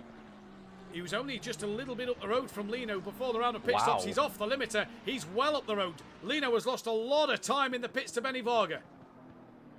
I think that's just a cleaner pit stop. Yep. Maybe the undercut isn't as strong as what I think it'd be, because yeah, there's no way Benny didn't take tires around here. I wouldn't imagine so, but did Phil Atherton just hold Lino through the S's maybe? A little bit too much. That's true. That could be the case, but 4.9 seconds. Yeah, that's... So yeah, I think I think Lino's just lost time behind Phil. That would probably be the case. Well, let's see what happens. Down to the 23 drivers at the moment. Cherry Moore on the back of Rob Smith. Paul Williams well up the road. Sam had to get past Paul Williams, by the way, here. So Sam's pit stop wasn't the best one either. So let's see. Andrew Taylor within 8/10 of Jamie Lee. Now Gary Leach pits right on the halfway mark of this race. Stoffard stays out. What does Gabino do? Is he going to box? No. Yes he does. He comes into the pits. What about Jamie Lee and Andrew Taylor? This could be an interesting one.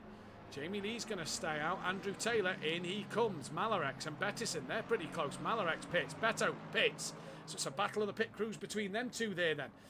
So now we turn our attention to Benny Varga over Gary Leach. Wait for Gary Leach to go green. If they're coming through the triple right-hander when Gary Leach is away, he should be still ahead of Benny Varga. He was 2 seconds ahead in the pit stop. And this will kind of tell us if Benny took tyres, if Benny jumps Gary. If Benny jumps Gary, he definitely didn't take tires. And I would not understand it, because I don't see how tires around here would last an hour long. I really don't see it. But Lino's caught back up a little bit to Benny Varga, so there is that warm-up phase, I guess, to the tires around here. Well, we'll see. Varga's exited the last corner, Langley. Gary's not yet off the limiter. He's now off the limiter now. Is Varga going to get Gary Leach jumped here in the pits? Has the undercut worked for Benny Varga? No, it hasn't. Gary Leach is already through turn one. So Gary stays ahead of Benny in this race. Gabino's now in the pits, as is Andrew Taylor. So who was Andrew Taylor fighting? He was fighting Sturrock. So Sturrock's there. Sam Williams just a bit further back from Sturrock at the moment. Taylor's not yet off the limiter. He comes off the limiter now, and Sturrock will fly on through past that of Andrew Taylor. Did Sam Williams get past Andrew Taylor? No, he did not, but they didn't collect each other at turn one either. I guess you have to take the positives, right? A win's a win. A win is a win. Good jokes. And it looks like the gaps have stabilized a bit more, and it does look like that the Auto Sport pair is the closest fight on track. Well, you say that. Malarex has got Beto within half a second and Williams half a second behind Bettison. So there's an interesting fight happening here. There's a fight between Rob Smith and Cherry Moore as well. Further down the order, Wolski's now into the pit. So has Gary's undercut brought him closer to Wolski? Because Benny Varga was over 2 seconds when he pitted to Gary. That gap's 1.3. So Gary was just over 2 seconds to Wolski. Has Gary done enough? We'll keep our eyes on Gary Leach, your net pit leader in this one, the 63. Who is the 63? That is Privet, who's had a moment. He's dropped down the order a little bit. Yeah, and we'll keep an eye on this fight. It looks like Beto has a run on Malarex at the end of the back straight. The Lexus having the straight line speed, not as good under the brakes. He does have the inside line though. Malarex holds it round the outside. Great job from him to hold it round the outside there. Now has the inside. Looks like Paul Williams is going to want to get in this fight too. Well, Wolski's going to stay well ahead of Gary Leach. Malarex went wide and Beto's through there. Yeah, Malarex went wide on the exit there, and that does put Beto through. Well, Wolski came out the pit lane. I was keeping an eye on the track map while we was watching that fight he was describing, and he stays well ahead of Gary Leach in this one at the moment. So Gary stays behind. Williams close to the back of his teammate. Where's Millington? Millington's 10th. Millington was behind Stothard during the pit stop, but the longer Stothard stays out, you feel that the more he's hurting his tyres. Same, though, for Jamie Lee, who was ahead of both Audio Sport drivers. So keep your eyes on that. And Taylor's within a second of Sturrock, with then Williams behind him. And like you say, Beto ahead of Malarex, ahead of Paul Williams down the order at the moment. Kieran Argent has pitted from P10. He's on his way out the pits. Williams has just gone past. Tucker's not at the final corner yet. And when will Argent come off his limiter? Because I tell you what, Argent could have jumped at least Tucker and Cherry Moore in the pit stops here. Argent not yet off the limiter at the moment. Is he going to come out before the leader of Wainwright pits before he gets this traffic? Argent will lose out then to Tucker and Smith and Cherry Moore. So he's got work to do to pick up places in this race. Leaders into the pits. What can Wolski do now? But Gabino, he's cleared DJ Phil for position in this one. And Sturrock 8 seconds behind him. But the Audio Sport drivers having their own little squabble here as Williams is going to look up the inside of Taylor. Backs out of that one. And these two now just hemorrhaging time at the moment, fighting each other. Yeah, exactly. And this is going to be actually the battle at the back of the field. Rob Smith, yeah. Cherry Moore. That's a very close battle right now. Remember, Cherry Moore did take pole position, a bit unlucky, and Rob Smith did win the bronze category in race 1. Yeah, he did indeed. Stothard is in the pit lane then, so he's gone to the 25-minute mark before he's pitted. So where will Millington appear over Stothard? He's coming through the penultimate corner. Stothard is exiting the pit lane, or he's driving down the pit lane, should I say, or as they say in America, pit road. When will Stothard come off of the limiter then? Because here comes Steve on the start straight. Steve's closer to the back of Lino as well. I think Steve's going to jump Stothard here in the pits. He has jumped Stothard in the pits, and that's more points. SimPlay Racing over Team Audio Sport, and they will now take that 2-point lead going into Donington as it stands at the moment. If it stays as it was earlier, drive through for Malarex. That puts him out basically of podium contention and the third of this race. So 5 overall, third of this race. We'll be comparing that to tomorrow. Millington's within a second of Lino here. Now this could be, if Millington gets past, 1, Benny Varga's championship in silver, and 2, even more points for SimPlay over Audio Sport in that Constructors' Championship. Yeah, exactly. And Leach has been slowly but surely reeling in Wolski. Yeah. Looking at that P2 spot, and Benny not too far behind him, but if they get involved in a fight, he will be right there in it. The thing is with Leach today, he's made some moves that he's just gone for it, committed to it, and been able to get through. Phil Atherton's coming out the pits. He's going to lose out to Michael Johnson, so Phil Atherton will be down in 22nd place, and Johnson back up now into 21st. Argent up into 20th. As Steve at the back end of the straight into the braking zone under the rear wing of Lino there. This is now getting a little spicy. Sturrock's got the Audio Sport cars on the back of him. Taylor still ahead of Williams in this one, and Bettison is only 3.2 behind in that Lexus. It's got great straight line speed. Let's see what's going to happen. But Lino, championship ramifications here. If Steve passes Lino, Benny Varga wins the title. If Steve passes Lino, SimPlay Racing could be about 5 or 6 points clear in the championship. Yeah, and he looks to have the outright pace over him right now by quite a bit. Stothard also closing in. If they start battling, it's going to be close. And not to mention that these two Audio Sport cars who have had a history are still right next to each other on track. You've said it again. Jamie Lee going for a long stint in this one. That could allow Taylor and Williams through, if I'm going to be honest. We saw how much Millington... Lino's dropped it! He's hit Steve! He's hit Steve as he spun around. Steve should keep that position and does. That has huge championship ramifications! Benny Varga could be your champion in SimPlay Racing. Pull even further clear. But as I was saying, Stothard lost a lot of time to Millington in the pits by going longer and going 5 minutes longer. Jamie Lee has gone a lot longer than Williams. And if Jamie Lee's pace, what is his pace at the moment? Last lap a 2:09.9, Williams a 2:08.4, Taylor a 2:08.8. So at the moment, you feel that them two could jump Jamie Lee. But that is huge, huge for this championship there. How much damage do the pair of them have? Because Stothard now is right on the back of Lino, and if Stothard gets by Lino, that'll pretty much wrap it up provisionally. Pending penalties tonight, and Malarex, oh man, to serve his drive-through, gets a stop-go 30. But eyes back here to Stothard and Lino. Stothard pulls to the inside.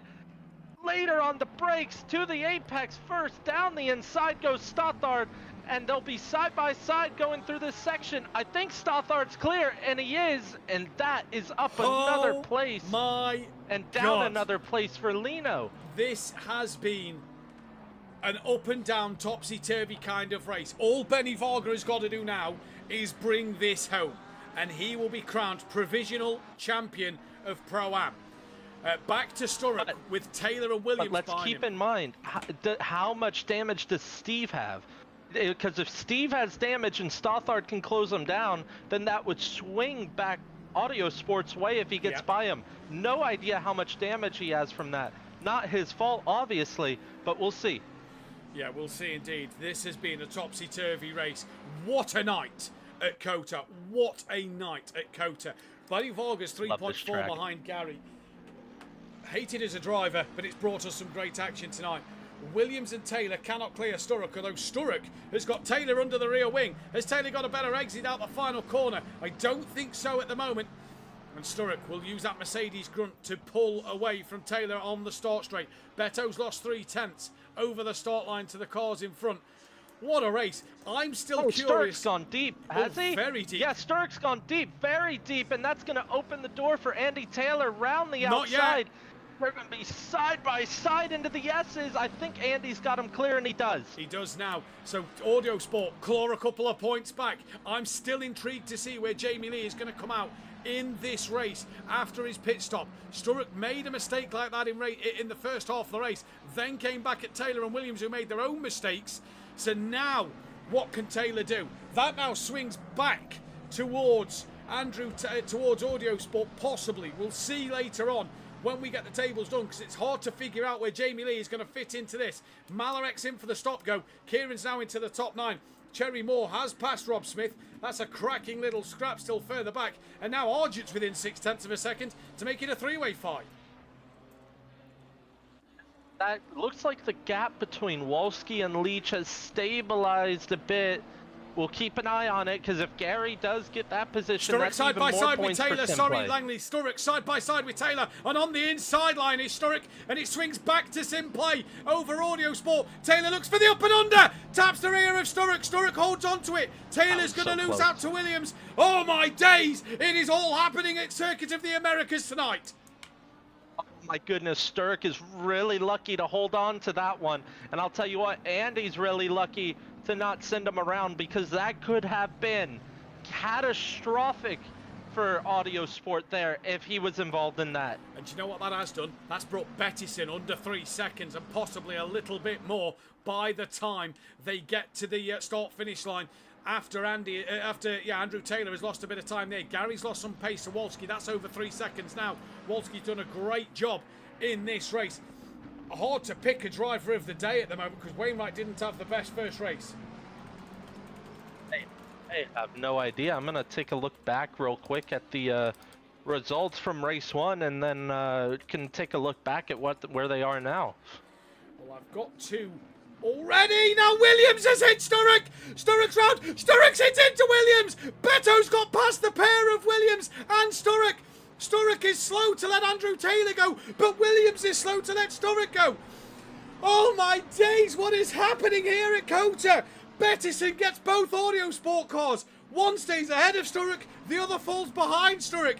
Oh my days. So they still lose points to Bettison.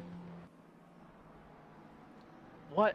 I am so confused right now. I mean, you would think they'd be working together a bit more and they just to keep their nose clean. Oh, and Sturrock's got a drive-through now as he goes wide on the exit of that corner. Well, actually, I say that's harsh. He didn't pick up a track limit for turn 1 for that instant. He just got spun around at, so that has ruined his race in terms of the drive-through penalty, but it'll give Williams an extra point over Taylor, that is for sure, but let's see what happens if penalties come inbound. Argent is on the rear of Rob Smith, and now we're looking at Bettison to possibly win in bronze tonight with Malarex in last place at the moment. Just going to go back to, like you say, the first race results to see who had 2 good results. P4. Yeah, Wolski P4 in the sprint and second right now. Provisionally second. Yeah. So there we go. We'll see if there's any more dramas for these Audio Sport drivers. They're only hurting themselves in this championship right now. Driver of the day pulls up. Kieran Argent pulls. Oh, Argent's in the back of Smith. What's he done? He's pulled out way too late, and into the back of Rob Smith goes Kieran Argent. I would hope he'd slow down to give that back, but it looks like he has no intention of doing so. That's a bit naughty from Kieran himself. Right, Jamie Lee's coming out the pit lane. I think because of the dramas to Williams and to Taylor, he may stay ahead of Taylor and Williams, and he does because he's off the limiter and stays in front. Sturrock doesn't do the drive-through just yet. Oh my, what a race we've got on our hands here in the final 15 minutes. So we know Sturrock's got a drive-through. So as it stands, for the Drivers' Championship, Benny Varga is 4th, Lino is down in 7th. So let me just remind you that would give Benny Varga the championship tonight. Okay? That is the first ramification. Let's check Bettison over that of Malarex, who's down in 23rd. Bettison is 10th. Will that give Bettison the championship tonight? No. Bettison needs to find 23 more points for that to go down to the wire. What then about this Constructors' Championship? Because Taylor's 11th, Williams will go to 12th, but then you've got Millington running 5th and Leach running 3rd. That will put SimPlay Racing 5 points in the lead of the Constructors at the end of this evening. Unbelievable. Unbelievable dramas here at COTA. Unbelievable dramas as we get toward the end of the season here. Stothard's on the back of Millington. Langley, Stothard, you said the damage to Steve. That'd Is it be crucial. Him? Yep. Well, what would Steve lose here? So Steve 5th to 6th. He'd lose 3 points. So SimPlay would still lead by 2. As it stands, with Williams getting ahead of Sturrock because of the drive-through penalty. So can Steve hang on 13, 14 minutes? I don't think so, because Stothard nearly looked for a send-it. Oh my goodness, I thought Stothard was bound to hit the back of Steve there. He's not going to have a run now because he outbroke himself in that final corner. But yeah, what kind of damage does Steve have? Is it hurting the balance of his car? And as I say that, he goes a bit deep, and Stothard goes over the sausage curb on the inside. But they stay as they are into the S's. What a race this has been. Driver of the day, Wolski Silver, says Matt Wright. Cherrymore bronze if he gets P3 in class. Well, he possibly Stothard will is get basically P3. pushing him around these corners right now. Sorry to interrupt you there. Fine. Steve's clearly struggling with some front-end grip, isn't he, at the moment, with that damage massively to the front of his car. He's 6 seconds clear of Lino as a lap privet there, so Stothard just has to wait a little bit. Wainwright is checked out, 10.4 seconds in the lead of this race. That is a great gap. What a night at COTA this has been at the moment. He's catching Tucker, and with Sturrock drive-through, he could get P2. Says Righty, so yeah, Cherry Moore could be a great shout for driver of the day in the bronze class. He is gaining on the back of Tucker. Wainwright, driver of the day. This has been dominant so far. Sturrock's drive-through done. Did he fall behind Cherry Moore? Yes, he did. So Cherry Moore now up to third in class after his pole position. And I don't think he got a podium, did he, in the first one? So no, but still a good drive from him after he lost all the positions as well and was behind Rob Smith at one stage in this race. This is going to be an interesting fight to the very end. Stothard down the inside of Millington. It was a bit of a send, a bit of door banging, but that does put Stothard ahead of Millington. And now, Audio Sport, 2 points behind SimPlay, and that is it. If it were to finish like this going into the final round, it was much of a send. It was not at the hairpin, but rather it caught me off guard because I was trying to keep an eye on it. The right-hander after the left-hand hairpin sent it down the inside. Well, cracking move from Stothard there. Anderson says Wainwright taking COTA by the horns. He has done in race 2. Had a bit of a poor race 1 for Wainwright, to be fair. Had a few moments himself and got caught up in a little dramas. Going to go down to that Tucker fight for P2 in bronze at the moment. There is Tucker gaining on the back of his teammate Brian Craig, and also has Cherry Moore behind him for P2 in that bronze category so far. Williams back on the rear of Taylor. And now does Taylor have some damage to the front of that McLaren that maybe Paul Williams could capitalise on? Could you imagine if that turns on its head once again? Yeah, and I think they just need to bring it home here. The two Audio Sport cars, they've had a drama-filled night already. Just multi-21 to the end. What a race! What a night! What a COTA this has been, and the drama doesn't stop here. It carries on in towards tomorrow night, the Pro Series, where you can see the likes of Cairns and Rosowski and Matt Wright in the chat on the circuit. It's been fantastic to see. Tonight and last night. Join us tomorrow night for that one, and make sure if you haven't already, hit subscribe, like the stream if you like what you see here, and hit the bell to be notified if you want to see more. How many track limits does he have, Kane, says Matt Wright? That'll be an interesting one to find out, although Wainwright could probably back off and afford to back off. Steve's lost a second already to Stothard. No, he hasn't, because he's back within 3/10. That's gone from a second to 3/10. What has happened to Stothard somewhere then? I think he should be okay. Wide there, but all good. Yeah, I think he should be okay. Williams still on the back of his teammate. Tucker on the back now of Craig. That's 8/10. Cherry Moore close to him. Malarex has got past Privet. Privet running with damage on the front of that car as well in the McLaren. He's just bringing that one home. Cherry Moore gaining on the Lamborghini once again. Stothard and Millington. What happened to Stothard? It was over a second. It was then down to 3/10. I think Steve's got enough to bring this home where he is. Williams on the back of Taylor. 1/10 of a second. No, Williams ahead of Taylor, so Williams has passed him. Yep, Williams has passed him somewhere, I believe probably into the hairpin, because the sector line's right before it. Yeah, I think you might be right. Ooh, Taylor a little deep, nearly into the back of Williams there. Oh boy. Yeah. And yeah, Cherry Moore tucked right under Tucker. This would be for bronze class P2. Tucker, though, is teammate right ahead of him, of Craig. And it looks like Tucker's having a bit of lag right now. I know he's had that, seems like, all week. But yeah, we'll see if Cherry Moore can get by Tucker here for P2. Yeah, indeed we will. This is P2 in the bronze category. Remember, they do score points for overall. If you're new to the channel, you score points for where you finish overall. But this would be P2 in class. It counts as an overall podium for them drivers. So they do get classified as podium finishes. Kieran's only 3.5 in the background, but you feel that a penalty could be coming his way. Tucker was quite far down in race 1, Matt. It was, or Righty, it was 7th class. And I believe Tucker's there's going only up the inside of his teammate. 8. Through on his teammate. Yep. He goes, so Tucker's through. I think his teammate might have let him through there, but he's slow out of turn 1. And now Cherry Moore side by side, round the outside, gonna have the inside.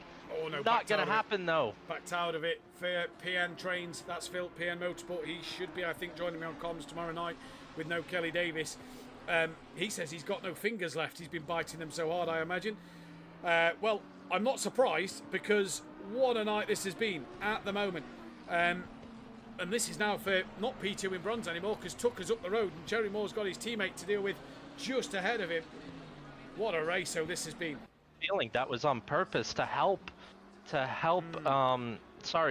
Tucker keep that P2 in the bronze. I believe it looked like it was pretty coordinated, honestly. It did indeed, and maybe that's why Craig was slow and just did enough to stay ahead of Cherry Moore. Very good idea. Very good idea. Matt Wright said clever team play. I'd have to agree with you both there.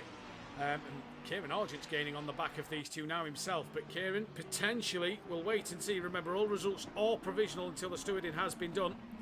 Kieran Argent gaining on the back of these two then, and that could throw a spanner in the works if Kieran Argent gets involved as well, because that'll put Cherry Moore 2 cars possibly behind Tucker until Kieran passes him. If Kieran passes because now it looks like Tucker's pulling away from his teammate Craig, and that's just helping him.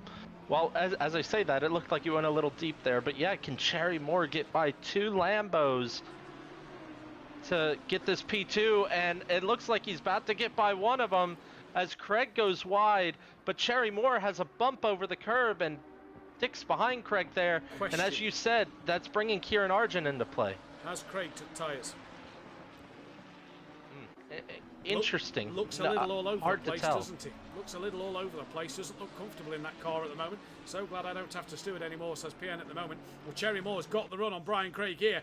Kieran Argent surely just going to sit and wait for this one to play out and see what happens at turn 1. Cherry Moore's going up the inside of Brian Craig. Through he goes. Gets it stopped. Argent's going to swoop around the outside of Brian Craig. Oh, he's tapped! And into the wall. Not quite into the wall goes Kieran Argent. He manages to keep it out of it. Cherry Moore through. He's now going to hunt down Mark Tucker once again. And Sturrock's only a couple of seconds in the background.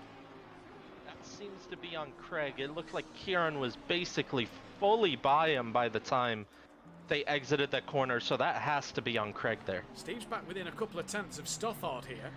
So as Stothard made another mistake, Gabino 2.8 off of Lino.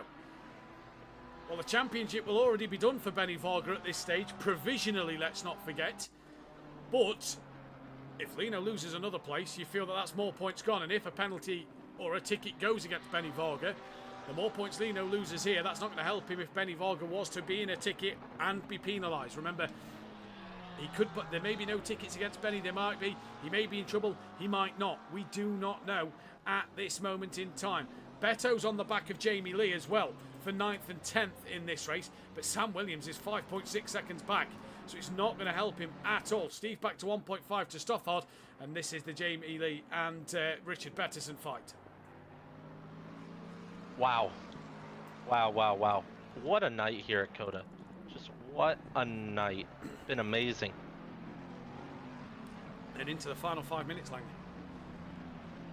Into the final 5 minutes of possibly Benny, provisionally, obviously, incident in race 1 could be penalties, but he's far enough ahead, let's be honest, even with 1 race to go. Just 5 more minutes for Benny to be crowned Pro-Am champion of Season 10. You'll be handing the torch over to Benny Varga, which will give him the promotion into the Pro Class next season. Bettison now 7/10 off the back of Jamie Lee. I'm wondering if Lee took tyres, because he pitted very, very late. So yeah, and it looks like he's fallen off. I don't think the gap was that big to Gerbino ahead, so we'll see if Beto can get him here. Yeah, we will indeed. He's close enough, you know, to get a good run down the back straight, is Richard Bettison. Let's go on board with Beto. Let's see how much that Lexus closes up. So this is coming down the back it straight. It very much could have championship implications if they get into it. Because the 2 Audio Sport cars are right behind the pair of them. Yeah, they are indeed. Lino 1.8 ahead of Gabino at the moment. See how much he closed up there on Jamie Lee. Jamie Lee a little deep of the apex. Whoa, Bettison nearly into the rear of Jamie Lee there. Keeping an eye on this, Millington, you won't see it on the timing tower yet, but Stothard's made a mistake. Millington is right now all over the back of him through the final corner. I don't know if Steve's got enough in that car to get past Stothard. That's the problem. I think Stothard needs to have a big moment for that to happen. Jamie Lee struggling on what we think is old tyres in this race. Jerry Moore, by the way, has pulled 3 seconds over Brian Craig, so I think Brian Craig may be on old tyres as well. That's now 4 seconds, and all of a sudden Sturrock's on the back of Brian Craig to try and have a last challenge. I don't think he will on the leaders. Benny Varga's within half a second of Gary. Where's So that what come has from? happened to Leach? Where because has it was that come well from? over 5 seconds. Michael Johnson drive-through penalty. That's his second one of the night, I believe. So what has happened to Gary then? Because that is half a second. The thing for Benny, and this is going to be the big thing, he does not need to pass Gary. He doesn't want to get in a fight. He doesn't want to have an incident and lose places, because that brings Lino back into this championship. Yeah, but we both know Benny. He wants to be on that He wants a podium if he can help yeah, it. 100% he wants to be on that podium. 100%. This is going to be interesting. This is going to be very, very interesting, to say the least. Yellow flag ahead. That is the 663 of Johnson, who has retired from this race. He will score points because it was within 75% race distance. So not the race 2 that the Nissan would have been hoping for. Michael Johnson there will be 23rd in this race, and that just promotes Privet up into 22nd. Sturrock on the back of Brian Craig. We've got Beto still on the back of Jamie Lee. We've got Cabino on the back of Lino. Now the leader starts the final lap. Steve still within 4/10, and Benny Varga has lost a couple attempts to Gary. So is this Gary getting back into that rhythm, or is this Benny just being, let's get this to the end? I think out of all the battles on track, I think Benny will be the least aggressive with it. I don't even know if he knows right now that he's in a championship position. Yeah, that's going to be the big one to keep our eyes on. Keep your eyes on Steve as well as Steve and Stothard, and keep your eyes on Lino and Gabino here, as well as Jamie Lee and Bettison and Brian Craig and Sturrock. Plenty of fights with 1 lap to go here. It's almost a lap and a half for some of these drivers who've still got half a lap to complete. Lino's about to start his final lap. Benny Varga 9/10 to Gary, so that one's gone back up. Stothard to Millington has gone up to 6/10. Gabino 8/10 to Lino. Bettison 6/10 to Jamie Lee in this race at the moment. Dropping down, Sturrock has passed Brian Craig for position. Whew, we can breathe a little bit. We can breathe just a little bit for one last time. Yeah, interrupt me if something happens, but what a season it's been for Benny Varga. I told him before the season, if you just drive the way you did last season with 2 drivers moving up into the pro category, this championship should be yours. He came out the blocks in the first round, won 2 races in a row. Though, Langley, that Stothard and Wainwright wasn't here for the very start, because this could have still been championship on if they was here. To be fair though, Wainwright could speak it into existence. This looks like a very gold-paced drive tonight. But yeah, great job from Benny all season as he's making his way through the hairpin. Looks like he's going to be champion, will be champion. A great season from him as Wainwright rounding the final 2 corners now. You keep your eyes on the fights, but Wainwright going to take yet another feature race win and a fastest lap. It was 8th in race 1. It's race win in race 2, and round 18 goes the way of Wainwright. Wolski is going to bring it home for a brilliant P2. A great result for Wolski in this one. Lovely job from him. The question is now, though, is it Benny Varga? Looks like Beto might make a move. He's all over the back of Lee. Lee breaks deep. I think Lee's going to keep this one. Gary Leach. Yes, he is. Well no. in front. Sorry. Beto switches it back. They're side by side in this final section right now. Gary Leach P3, Benny Varga, your provisional Pro-Am champion in P4. What a drive from him. Stothard will come home to take 5th place. Steve Millington in 6th. Great result for them two in this race. Lino, though, is going to come across the line P7. It sadly will not be enough for Lino to keep this championship going until that of Donington Park. Gabino 8th, and this is the fight Langley was just on about, Bettison and Jamie Lee. Yep, Beto was not able to get it stuck done. Jamie Lee coming around the final corner, as long as he doesn't go deep, is going to be P9 here. Beto, top 10. He will be your championship leader in the bronze category going into the final round, and the championship favorite in the bronze category. Audio Sport will be 2 points, I believe, behind the likes of SimPlay Racing going into the final round, and we will have, as you said multiple times already, a Donington decider for the Constructors' Championship here. Brian Craig 14th, just held on at the end over Cherry Moore in 15th place. Sturrock is going to come through for 16th. Good result for him after a drive-through penalty and a few incidents. Brian Craig 17th, Rob Smith 18th, Kieran Argent, who's had a big drama at the end of the lap towards to finish this one off. What a night it hasn't been for him. Rob Smith finished in P18. And then it will be Privet has already finished down in 22nd. Malarex finished down in 21st. Phil Atherton finished in 20th. Kieran Argent crosses the line now for that 19th place. And the only one I haven't put in is Sturrock in 16th. And that then is all the results done. I need to quickly save the replays. We didn't manage to get race 1 due to the server disconnection. And we will wait for drivers to come in. But what a night for Wainwright, what a night for Benny Varga, who won the sprint, let's not forget, and is now your provisional Pro-Am champion for season 9 here at SimPlay Motorsport. Reading the chat now. Let's go Wainwright, says Anderson. Nearly ran out of fuel, says Stothard. Oh, maybe that's why Stothard was slow. Fuel saving. Come on, Benny, says PN. Brilliant night, says Stothard, and Sodor Racing, says PM Motorsport in the chat. We'll see what drivers join us in the commentary box in just a moment. All I've got to do is just go through these tables one last time for this evening. I have already flicked over to my other PC monitor so we can then see who's in the commentary booth. We are just going to wait a little longer to speak to the guys, get some other guys in.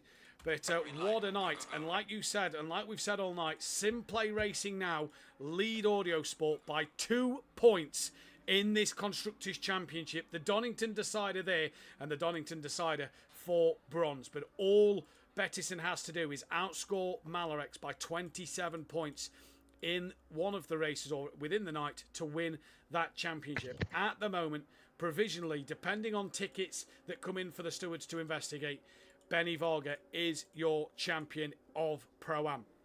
We can, though, go and speak to... I'm going to speak to Wolski first because I want to get Gary's opinion on something in just a moment. I'm going to speak to Wolski, who's had a cracking night, a second and a fourth. Wolski, what a night for you. A solid qualifying that set you up for the race. Yeah, but very, very decent night. I had a good qualify and also both races, but yeah, the feature race was very good for me. I had a good pace. I was the first stint was just on the pace of Wainwright, but then I had a couple of bad laps and he drove away. So great job from Wainwright, and also I would like to apologize for the tap in the sprint race. So I'm sorry, Wainwright. Yeah. What else? I was just managing my pace, quite good pace, decent pace, and trying to be of the track limits, but I ended with the all 3 warnings, so I was a bit scared at the end, but yeah. Good points for me. Yeah. Also congrats to Varga for on the championship. Great stuff, great job. Well, it's put yourself into P3 now in the championship. You are me. Yeah, you are currently 31 points clear of Gabino, and you're only you're still within touching distance of possibly taking second place. You're 80 points off second place. Big ask for second, but huge job to get into P3 tonight. Top 3 is still going to be a great result in the season, isn't it? Yeah, of course. Yeah, very good news for me. We'll see next time, next week, how it ends. But yeah, we'll see. What do you think about Donington Park next week? The final, obviously, the home of SimPlay Motorsport. Going into Donington Park, what's your thoughts on it?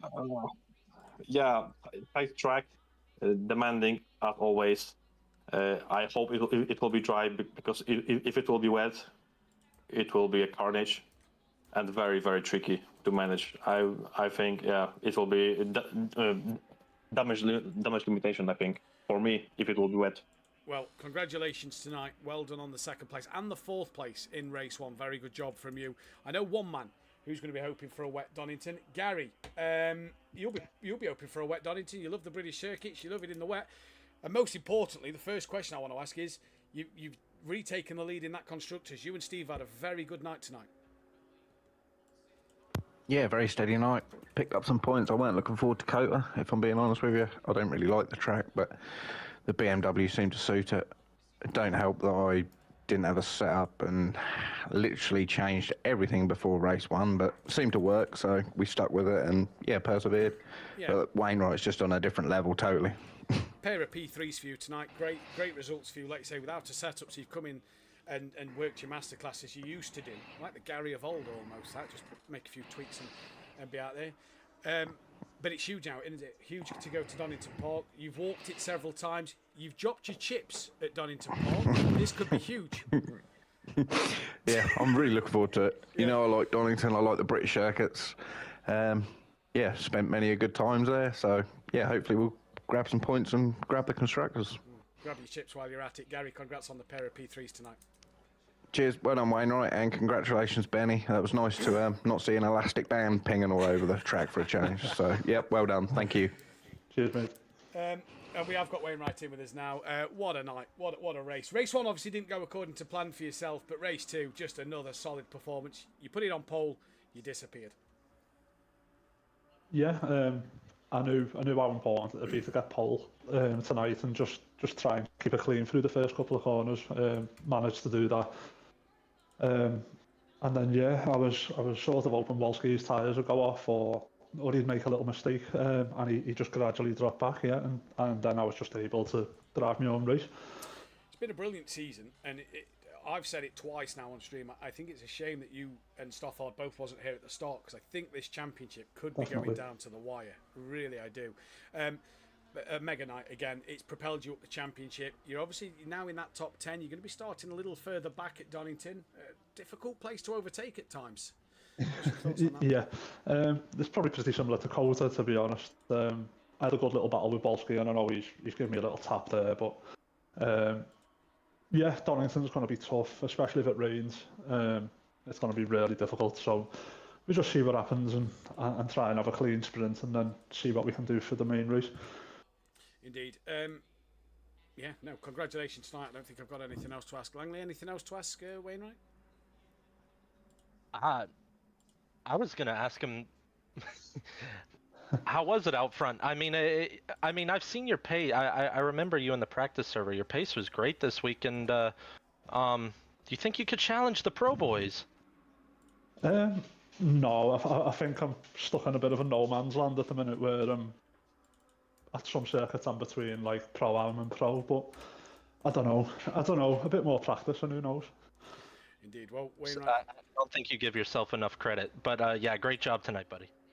Cheers, boys. Well, thank you. Enjoy that one. Great race win, and we'll see you next week for the Donington final rounds of the season. Cheers, lads. Thank you. And we can speak now with race one winner and at the moment your provisional Pro-Am champion, Benny Varga.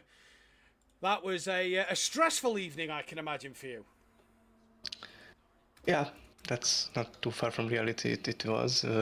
We had a really good scrap, so it was not a calm race like it usually was. So there was a lot of action, a lot of toe-to-toe, and a bit of contacts here and there, but overall it was a very enjoyable race. So hats off to Gary for that little scrap earlier in race 2. It was fun. I enjoyed it. We also had kind of moments here and there, but it was fair and square. So yeah, I always enjoy toe-to-toe fights like that. But towards the end of the race, I successfully collected all 3 warnings, so I had back. So even though Gary spun, I didn't want to attack him and risk anything bad that could happen. So I kind of had a thought. I did some maths, so I knew I was in a championship position, so I didn't want to bring in extra risks. Yeah, and that was the thing tonight, wasn't it? When you got ahead of Lino in race 2, your race kind of felt like when you was fighting with Gary early on, you was trying to find a rhythm. When Gary started to pull away, it looked like you kind of settled and was happy to finish behind Gary. Yeah, it was. I felt like I used way too much of my tires with the scrap with Gary, so I tried to head back a little and just like follow his lines because he was kind of fast in race 2. So I tried to settle and maintain like a 2-second gap, so dirty air wouldn't affect me. So it basically worked until the end, and I'm glad with that. So yeah, and we'll see. Now, you've been with us for a while at SimPlay Motorsport. You've done many races over the years. With us, you was in the Jaguar in Pro back in the PS4 days. You know, you managed to get the PS5 and join us back. Now a Pro-Am champion. Obviously, all results provisional until the stewarding's done.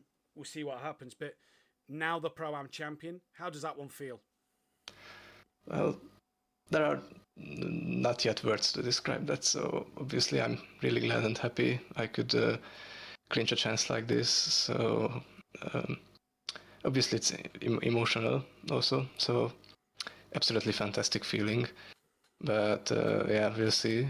After the standings will not just be provisional, but will be there, carved in stone. So I'm just gonna wait until then for the celebration and stuff. So. But yeah, it's really great, and I'm just glad I could clinch really a chance like this and keep maintaining my consistent results, and yeah. Well, congratulations tonight, Benny. Langley, anything you'd like to add to the provisional champion? Are you ready for the pros? Sort of, yeah. I look forward to racing against you once again. We had some great Likewise. battles. We had some great Likewise. battles last season. So looking forward to racing against you again next season. And just unbelievable season from yourself. And it's been a pleasure to commentate over it. Absolutely definition of consistency this season. So congrats for the championship. Yeah, thank you very much. And really on the last word, the Pro-Am field was absolutely amazing this season. Like. We had tons of different winners, so it was not an easy job to like grab as many points as I could, and it really gave me an exciting season. Even though points of view, it seems like I was dominating, but I don't think that's really the truth. So it was a really exciting and tough Pro-Am field. So yeah, hats off to everyone. Everyone gave a lot of good action, and I was really enjoying it. Congratulations, Benny. 18 race starts, 1 pole position, 8 podiums and 4 race wins. Benny Varga, your provisional champion here in Season 9 for the SimPlay Motorsport season. What a job he has done. Driver of the Day vote in the stream has gone the way of Gary Leach in that one. Langley, silver and bronze driver of the day. I'll go Wolski. So he... P4 in race 1 and P2 race 2 with a great qualifying in between. So I'll go Wolski for silver, and I will give it. I'll give it to Rob Smith. I'll give it to Rob Smith tonight. Or not. Sorry, not Rob Smith. Race 1 winner. Still shout out to him. Race 1 winner. Mint Cherry Moore. Cherry Moore tonight. Well, me and you are on the same wavelength because I'm also going to give my driver of the day to Wolski and to Cherry Moore. Great night from all. Final thoughts on tonight, Langley? I mean, some incredible racing tonight. I mean, heart in your mouth moments, just heart-stopping action. And looking forward to some more tomorrow night. And if this is my final time in the comms box this season, it's been a pleasure. And it's been a pleasure to commentate over the Pro-Am series. And looking forward to more next season. But yeah, hopefully it's not. Hopefully I can join you next week around Donnie for the Donnie Decider. But if this is, it's been a pleasure to join you in the comms box this season. It's been a pleasure to have you, and I hope we are together for next week for the Donington Decider. But that is it. 18 races are in the bags. The championship standings are as follows. Benny Varga, as we've said, your provisional champion from Lino in second. Wolski is third, 80 points separating them two. And then Gabino, 31 back. Can Wolski keep that third place? Williams is down into fifth. He's 4 points off the back of Gabino. Millington's up to 6th. Gary Leach up to 7th. Wainwright is 8th from Stothard 9th. Dronelander 10th from Hunt. And then Andrew Taylor. Brian Craig and Jamie Lee 13th and 14th. Michael Johnson P15. Unsworth in 16th from Tyler de Block. Paul Williams, Sam Greaves, Peckman, Argent, Broome, Old Sim, Nuke Waste and Cummins. In bronze, it will go down to that Donington decider between Bettison and Malarex. Bettison needs to outscore Malarex by 27 points to win that championship, or just stay as close to him as possible and not lose 146 points to win that championship. Tucker is 3rd from Privet, tied with Sturrock in 4th and 5th. Rob Smith is 6th from Ian Best. Phil Atherton, Cherry Moore, Page, and then Simcoe. And in that constructors fight, there are 4 teams left up for contention. Black and Blue can still win it. 4Q can still win it. Audio Sport can still win it. And so can SimPlay Racing. But it is 2 points separating SimPlay Racing and Team Audio Sport. 4Q are 303 behind. Sodor Racing with Benny Varga on his own P5. Great job. They can no longer win it. Neither can Team Merlot, Greasy Bandits Racing, Team Aspire, Quantum Motorsport, Real Time Racing, SE Racing, Balkan Sim, Bearded Racing, Billy No Mates, and Page's Racing Team. What a night of action we have had here. 2 races left to go in the Pro-Am. 2 championships still to decide. Bettison 1.5 hands on the trophy, and they are tugging it out between SimPlay and Audio Sport for that constructors. You're not going to want to miss it. Join me and PM Motorsport, Phil Radin, live in the comms box tomorrow night for the Pro Series as we head to, we stay in COTA. And can that championship continue to be as tight as possible? Can Rosowski and Ben close in on Sylph? What will happen in the constructors and in that gold title race? Or will Vitas win that tomorrow night? Make sure you join us live for that. But me and hopefully Langley will be back next week. Donington decider. What will happen there? So we'll see you next time. Goodbye.